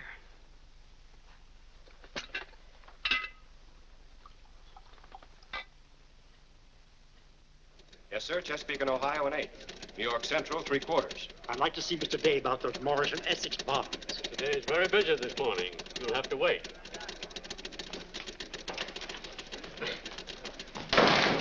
Where's Father? Well, Master Whitney, have you come to pay us a visit? Where's Father? He's busy in his office with a customer. Master Whitney! But, Mr. Day, the president of the firm is... Father, you have to come home right away. What's the meaning of this? Who sent you down here? Your mother? No, sir. Mother's ill. She's terribly ill. Did the doctor send you for me? No, sir. It was Margaret. Margaret? Margaret says you're to come home right away and no nonsense. Perkins, go down and stop the first cab you see. A cab, sir? For you, Mr. Day? Yes, I want a cab, and no nonsense. Yes, sir. I'm sorry, Mr. Hopkins.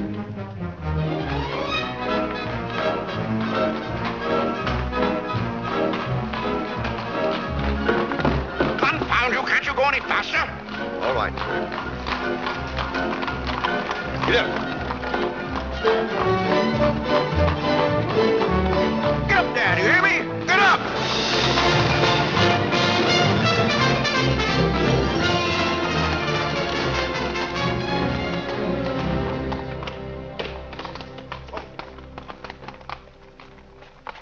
Oh, Doctor, how is Mrs. Day? She's a pretty sick woman. Oh, what's wrong with her? Well, do you know or don't you? What did Mrs. Day have for breakfast this morning? Not a thing. I tried to get her to eat something, and she wouldn't. I can't understand it. Understand what? These violent attacks of nausea. It's almost as though she were poisoned. Poisoned? Let me take your cab. I'll try not to be gone more than 10 or 15 minutes. And, Mr. Day, you're not to go into a room. You'd better get her well. Right away, or you'll hear from me. Turn west on 47th Street. Get up, get up.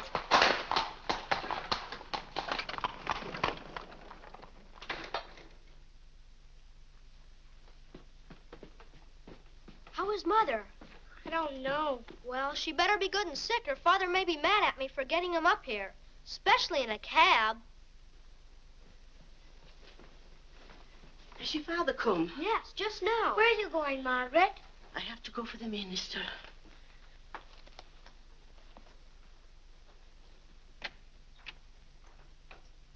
I guess the minister's coming to baptize Father, so I won't have to go to hell.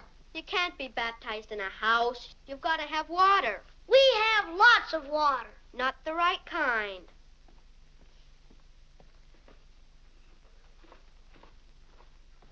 Is Mother better, Father? How can I tell? She wouldn't let me in the room with her. These confounded doctors never know what's the matter with anybody.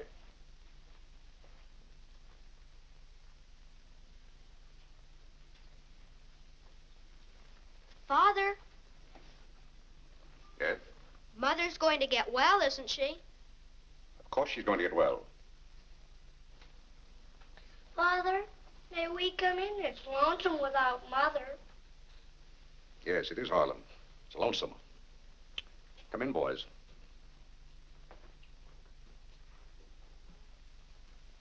What have you been doing, Harlan? Nothing. They won't let me upstairs. What about you, Whitney? I was supposed to learn the rest of my catechism. Will you hear me, Father? Yes, Whitney, I'll hear you. Start here. How many parts are there in a sacrament? 2, the outward visible sign and the inward spiritual grace. What is the outward visible sign or form in baptism? Water, wherein the person is baptized in the name of... You haven't been baptized, have you, Father? Whitney, what is the outward visible sign?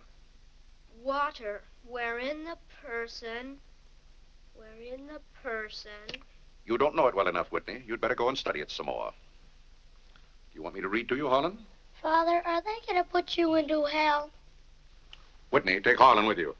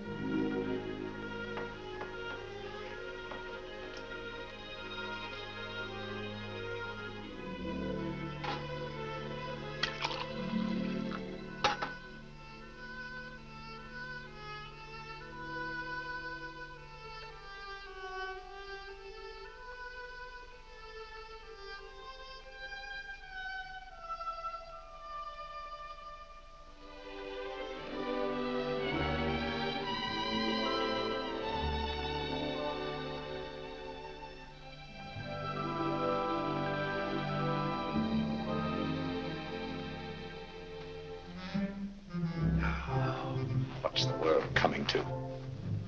Everybody's sending for the doctors. Doctors don't do you any good. Only make you feel worse. All poppycock. Who's ringing that bell? Stop that noise! Stop it, I say! What idiot's ringing that bell? Mr. Day, we must all be quiet. Mrs. Day is very ill. I know she's ill. Go up and see if she needs anything. And what are you doing out of the house? Send for the minister. The minister? He'll be right in. He's paying off the cab.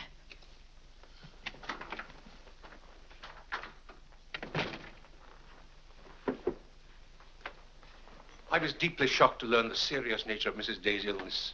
Will you take me up to her? She's resting now. She can't be disturbed. The doctor will be back in a minute. Mrs. Day has been a tower of strength in the parish. Everyone liked her so much. Yes, she was a fine woman. I wish to heaven you wouldn't talk about Mrs. Day as if she were dead.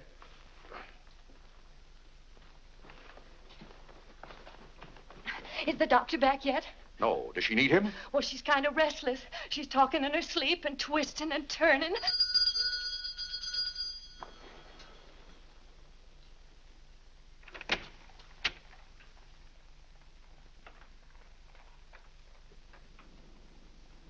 Well, Doctor, it seems to me that was a pretty long 10 minutes. See here, Mr. Day, if I'm to handle this case... How can you handle it if you're out of the house?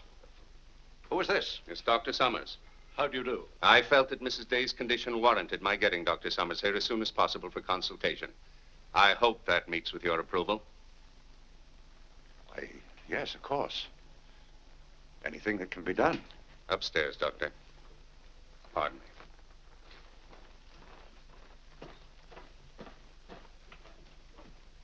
Mrs. Day is in good hands now, Mr. Day. There's nothing you and I can do at the moment to help. Dr. Lloyd. Yes? There's something that's troubling Mrs. Day's mind. Oh? I think you know what I refer to. Yes. You mean the fact that you've never been baptized? Yes, I gathered that you knew about it from your sermon last Sunday. But let's not get angry. I think something had better be done about it. Yes, Mr. Day? When the doctors get through up there, I want you to talk to Mrs. Day. I want you to tell her something. Why, I'd be glad to. You're just the man to do it. She shouldn't be upset about this. I want you to tell her that my being baptized would just be a lot of confounded nonsense. But, Mr. Day... No, she'd take your word on a thing like that. And we both must do everything we can to help her now. But the solution is so simple. It would take only your consent to be baptized. That's out of the question. And I'm surprised that a grown man like you would suggest such a thing.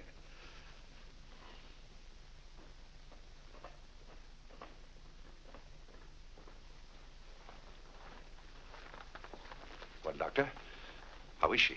What have you decided? Is there a room we could use for our consultation? Well, yes, my library. Doctor. Dr. Summers, this isn't serious, is it? After we've had our consultation, we'll talk to you, Mr. Day.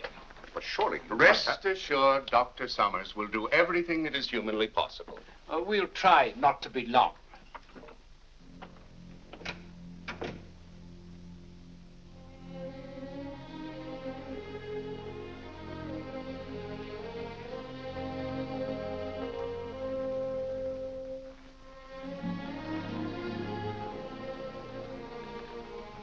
Tell me, this Dr. Summers, he's very highly thought of, isn't he? Oh, yes. Well, if Vinny is seriously... If anyone could help her, he could. Don't you think? Very fine physician. But there is a greater help, ever present in the hour of need.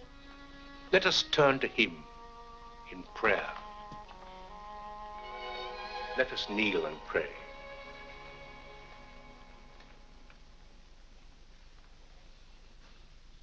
Let us kneel and pray.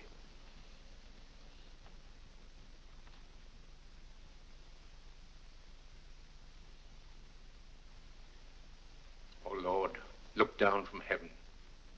Behold, visit, and relieve this thy servant who is grieved with sickness. Have mercy on her, O Lord. Have mercy on this miserable sinner. Forgive her, and extend thy accustomed She's goodness. not a miserable sinner, and you know it. But, oh, God! You know Vinny is not a miserable sinner. She's a fine woman. She shouldn't be made to suffer. It's got to stop, I tell you. It's got to stop. Have mercy, I say. Have mercy, I tell you. What's the matter, Claire? What's wrong? Vinny. Vinny, what are you doing down here? You shouldn't be out of bed. You get right back upstairs. I heard you call. Do you need me? Vinny, I know now how much I need you. Get well, Vinny. I'll be baptized. I promise. I'll be baptized. You will? I'll do anything. Oh, Claire. We'll go to Europe, just we two. You won't have to worry about the children or the household accounts. Or... Vinny. Don't worry, Mr. Day. She'll be all right now. Bless you for what you have done. What did I do? You promised to be baptized. I did? Oh, Gad!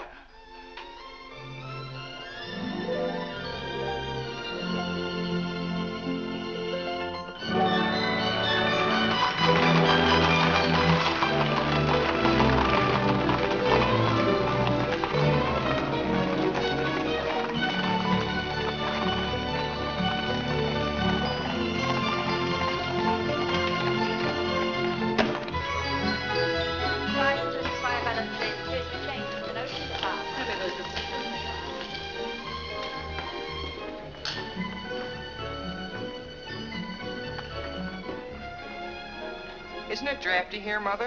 Shall I get your coat, Mother? The No, doctor said thank you you. mustn't take cold. I'm quite comfortable, thank you. Come on now, let's stay together. Holland, don't you get lost again. Aren't the hats lovely this year? Ostrich feathers. You wouldn't wear that hat, would you, Mother? I think that's very pretty. I think they're all pretty. Oh, I do need some pink silk thread. Oh, isn't this applique beautiful? Just arrived from Paris, madam. It's charming. What are you looking for, Mother? Oh, I'm just shopping. I think I'll just take a plain one. But this is the very latest. We've only had them in a few days. Remember, Mother, this is your first day out. You mustn't get too tired. No, I'm saving myself, dear. I have to. Cousin Cora's coming tomorrow. She is? Does Father know about it? Not yet. Is Mary coming too? Yes, dear. Harlan, don't touch things. I'll bet you knew it. No, Look, honest, Mother, I just didn't. like Father's. Not tomorrow. Yes, it is, isn't Aren't it? the sleeves a little long? Exactly Fits well like across the yours. shoulders. Come on now, Harlan. Now, take about my the hand. sleeves. You'll get lost again. Do we have any more of this material? Yes, we do. Store Thank doesn't you. like you to touch things. This one is genuine imitation Dresden. The original design by Duryea. John, isn't this the darlingest thing? It's exactly what I've always wanted. How much is this lovely pug dog? $15, ma'am. $15? Gee whiz, Mother. We can buy a real-life bloodhound for $5. Oh, isn't he perfectly adorable? Oh, I shouldn't. I know I shouldn't. Mrs. Day. Oh, Mrs. Whitehead. How nice to see you. Are you quite recovered? Almost. This is my first day out. We've missed you at the church. You remember Mr. Morley? How do you do, Mrs. How do you do? Mr. Morley preached the Sunday Dr. Lloyd was ill. Oh, yes. I can't tell you how much I enjoyed your sermon. Even my husband enjoyed your sermon. We've just come from the board meeting of the Foreign Missions. I'm taking Mr. Morley home to lunch. I had to drop in here to pick up a purchase. I won't be a minute. Is your parish in the city? Yes, it's on the outskirts. My church is in Audubon Park. Oh, way up there. Oh, are you acquainted in Audubon Park? No, I don't believe we know a soul there. Mr. Morley, would this be possible? My husband, Mr. Day. If we lower the collar, it'll be a very fine fit. You won't find a better suit of clothes in the city for $15. Oh, it's not the price. It's the money.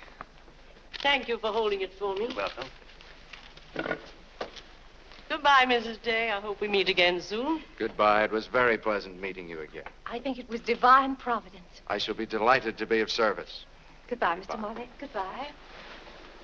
May I work it? Oh, no, it's against the rules.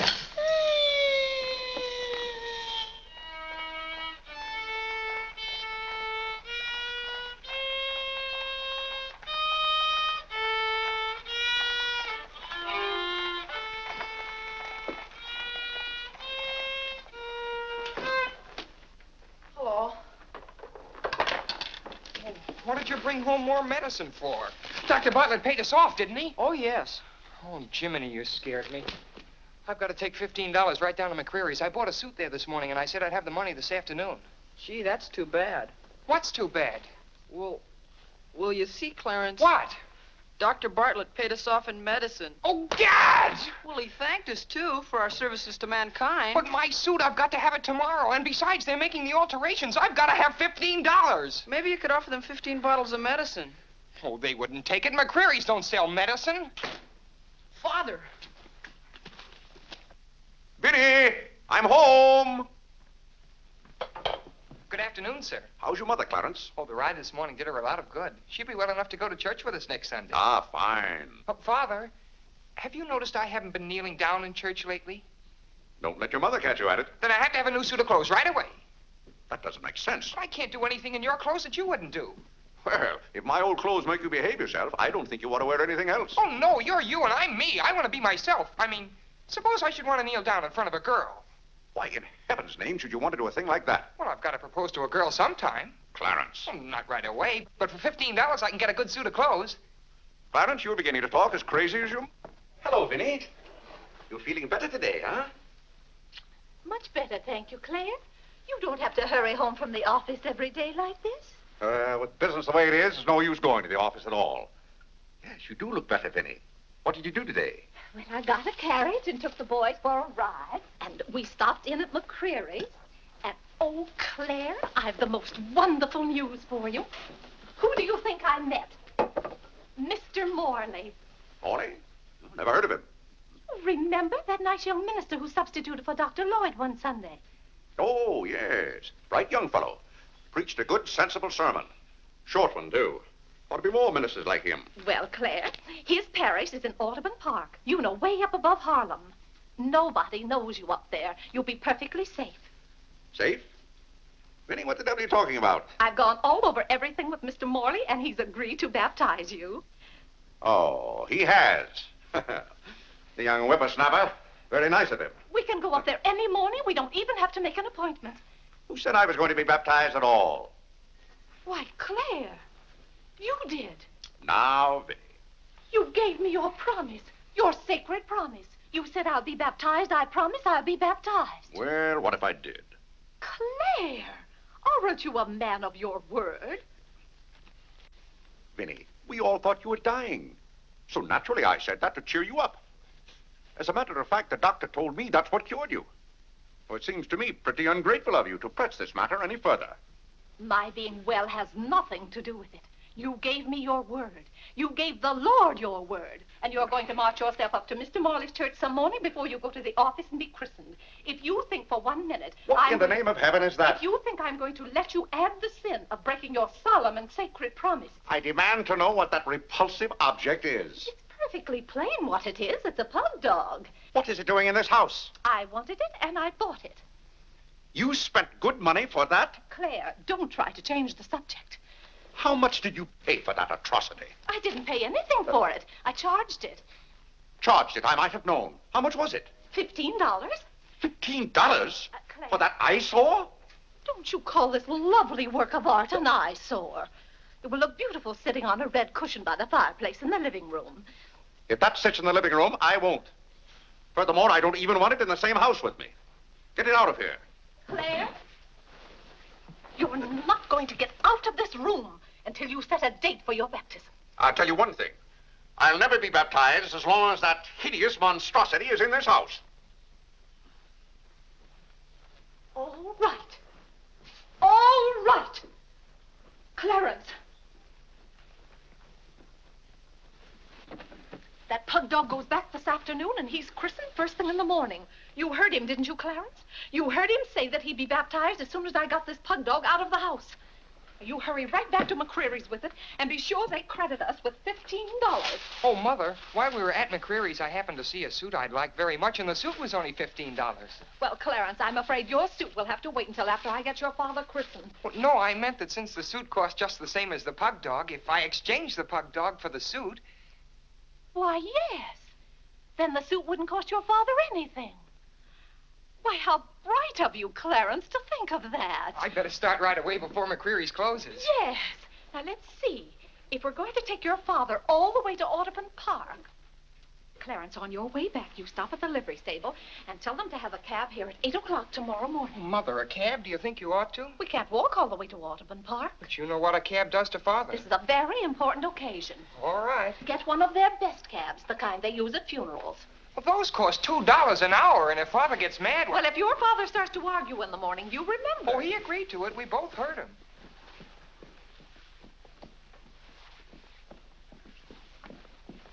I hope you notice Clarence is returning the pug dog. Well, that's a sign you're getting your faculties back. Don't dawdle, Clarence.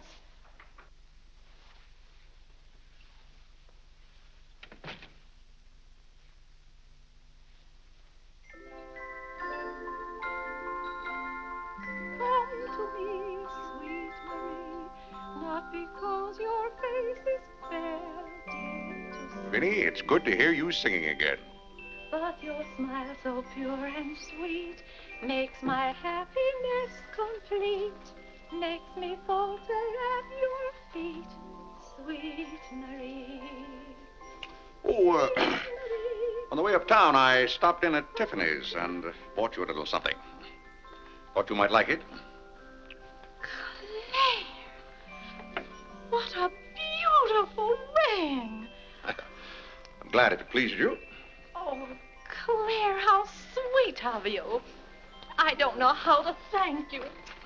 Well, it's thanks enough for me just to have you up and around again. You know, when you're ill, Vinny, this house is like a tomb.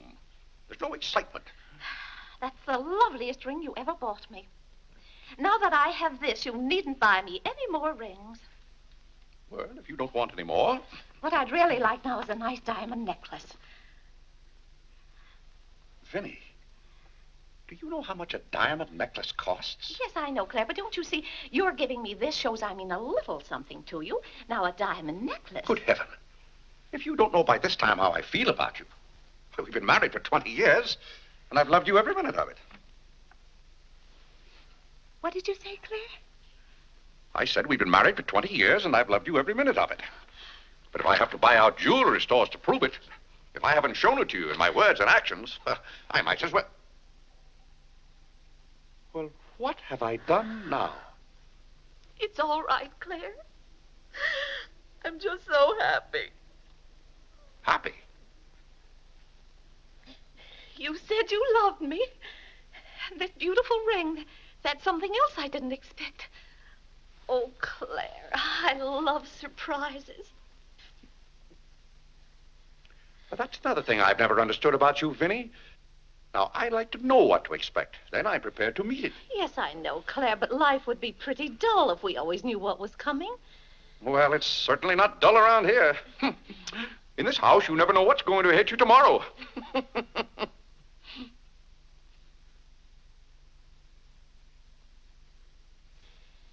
Every daisy in the dell knows my secret, knows it well, and yet I dare not tell thee, sweet Marie,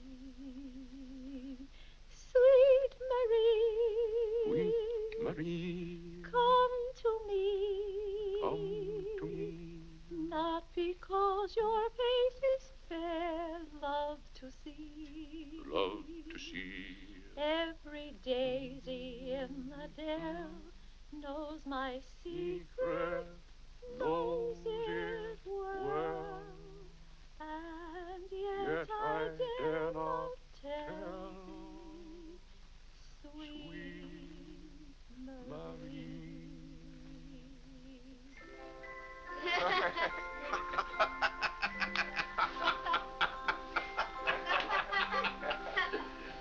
Well, then, Harlan, the very...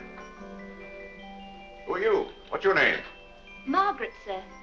Can't be Margaret. We've got one Margaret in the house. At home, they call me Maggie, sir. All right, Maggie. If her name's Margaret, that's a good sign. Maybe she'll stay a while. Do you know, boys, your mother used to be just the same about cooks as she is about maids. Never could keep them for some reason. Well, one day about 14 years ago. Yes, it was right after you were born, John. My, you were a homely baby. Thank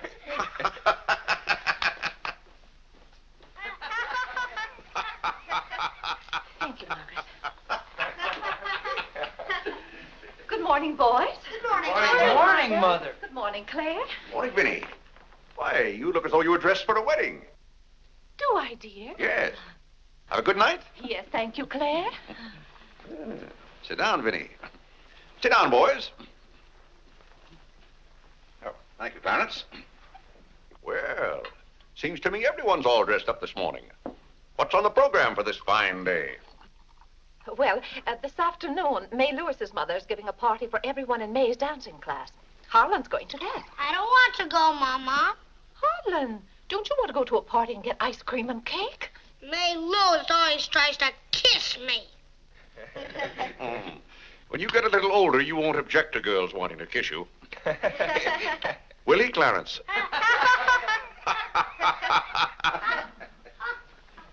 This is for you, Mr. Day. Where shall I put it? Oh, that's for me, I think. Take it upstairs, Maggie. Wait a minute, Maggie. Bring it here. That's it. See, it's for me, Father. Clarence Day, Jr. Let me look. Well, that's from McCreary's. And it's marked charge. What is it? Claire, it's all right. It's nothing for you to worry about. Well, at least I think I should know what's being charged to me. What is it? Claire, stop your fussing. It's a new suit of clothes for Clarence, and it isn't costing you a penny. It's marked charge $15. It's costing me $15. And I told Clarence... Claire, can't you take my word? It isn't costing you a penny. I'd like to have you explain why it isn't. Because Clarence took the pug dog back and got the suit instead. Of course. And they'll charge me $15 for the suit. Nonsense, Claire. We gave them the pug dog for the suit, don't you see? Then they'll charge me $15 for the pug dog. But, Claire, they can't. We haven't got the pug dog. We sent that back. Well... But... Well, now, wait a minute, Vinny. The suit... Well, there's something wrong with your reasoning. Well, Claire, I'm surprised at you when you're supposed to be so good at figures. That's perfectly clear to me. Vinny, they're going to charge me for one thing or the other. Don't you let them.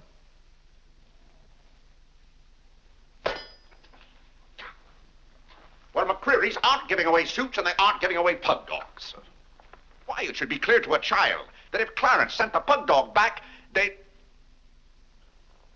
What? I will not have that botanical freak in this room. John, have you been going around this town selling medicine? Yes, Mother. Dog medicine? No, Mother, not dog medicine. This letter from Mrs. Sprague says you sold her a bottle of this medicine and that her little boy gave some of it to their dog and it killed him. Now she wants $10 from us for a new dog. Here, let me see that letter. Well, he shouldn't have given it to a dog. It's for humans. Why, it's Bartlett's beneficent balm made from a secret formula. Have you been going around among our friends and neighbors selling some patent nostrum? But it's good medicine, Father. I can prove that by Mother. Vinny, what do you know about this? Well, nothing, Claire. But I'm sure John didn't... No, I mean that day Mother was... That's enough. You're going to every house where you sold a bottle of that concoction and buy it all back. But it's $1 a bottle. I don't care how much it is. Here, I'll give you the money now. How many bottles did you sell? 128. 128? Claire, I always told you John would make a good businessman. Young man, you'll have to come down to my office with me. I'll give you the money to buy back that medicine. $128. And $10 more for Mrs. Sprague's dog. That's $138. Thank you, Vinny. But it's all coming out of your allowance. That means that you'll not get another penny until the whole $138 is paid up. I'll be 21 years old. Oh, Gad! What's the matter, Claire? What's wrong?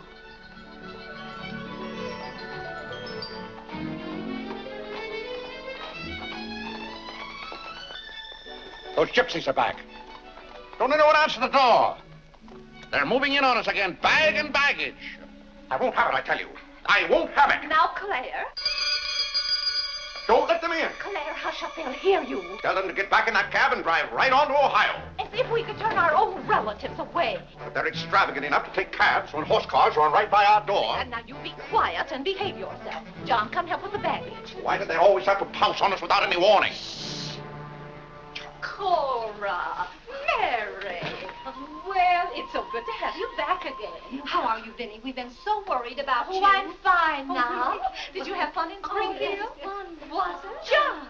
My, you're still growing. Thank you, Cousin John, Cora. go get the baggage. There's Whitney. Whitney. How are you, darling? Fine, thank you. And little Harlan. Hello. Have you been a good boy? No. Claire, the girls are here. Cousin Claire, here we are again. My, it's so nice to be back. How do you do, Mr. Day? How do you do? Come and sit down and have some breakfast with us. Oh, we had breakfast at the depot. Well, we've practically finished ours. I haven't finished my breakfast. Well, then sit down, Claire. Come and have a cup of coffee anyway. Oh, thank Mary, you, sit Vinny. over there. Cora, Maggie, clear those places. My, this seems so natural. Claire, don't let your kippers get cold. Maggie, serve some coffee. Yes. Where's Clarence? Well, he must be upstairs moving his things so you can have his room again. Oh, Vinny, we can't stay overnight. Grandpa Ebbs has been failing very fast, and that's why I have to hurry back. We're leaving on the 5 o'clock train this afternoon. Well, Cora, it certainly is good to see you again.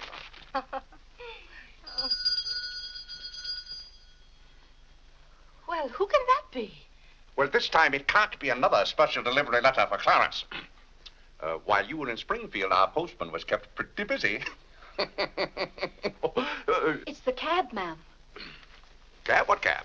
The cab that's to take us to Audubon Park. Oh, who's going to Audubon Park? We all are. Cora, the most wonderful thing has happened. Claire is going to be baptized this morning. Vinny, what are you saying? I'm saying you're going to be baptized this morning. I am not going to be baptized this morning or any other morning. You promised yesterday that as soon as I sent that pug dog back, you'd be baptized. I never said anything remotely like that. Clarence was right there and heard you. That's why I ordered the cab. The cab. Vinny, you send that right back. I'll do nothing of the kind. I'm going to see that you go to heaven. I can't go to heaven in a cab. Well, you can start in a cab. I'm not sure they'll ever let you into heaven, but I know they won't unless you're baptized. They can't keep me out of heaven on a technicality.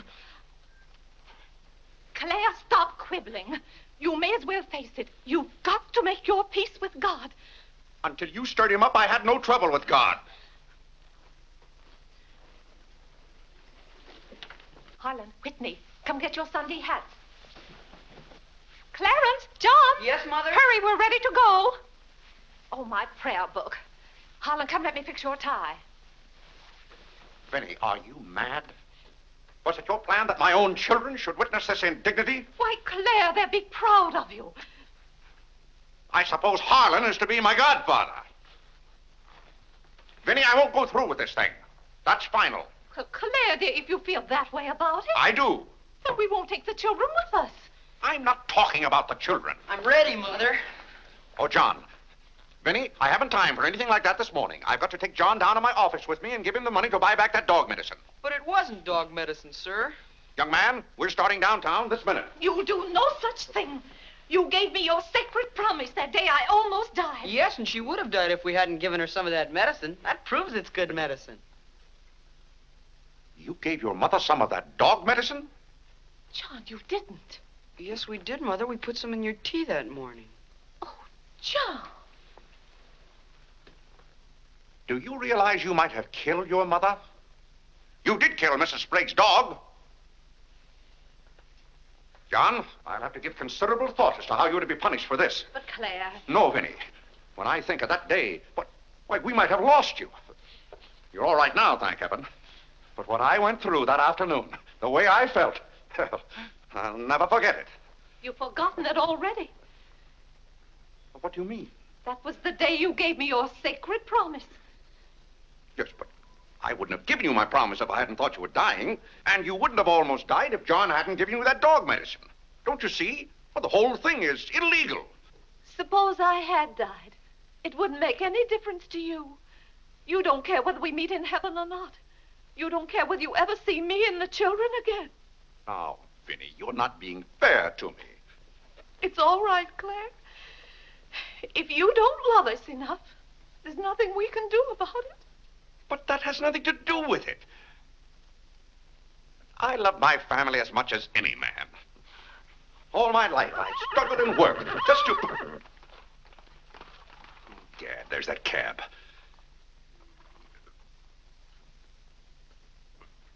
Vinny, you're not well enough to go all the way to Audubon.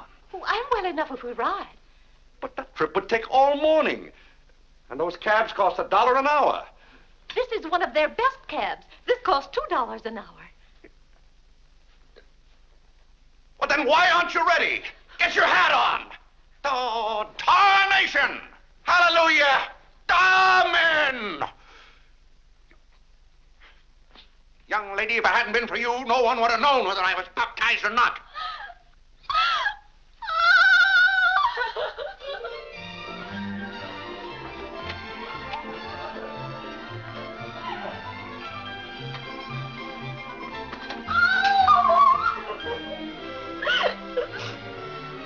Oh, Gad! Good morning, Mr. Day. Going to the office? No. I'm going to be baptized.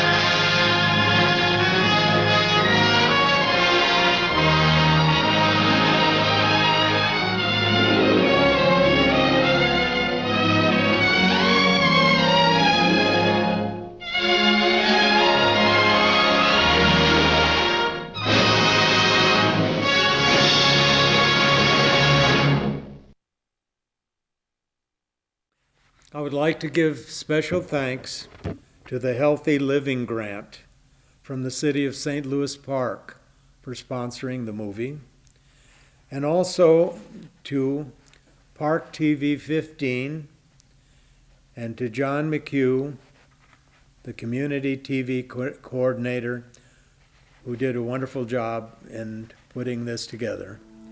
Thank you very much for watching, and stay well.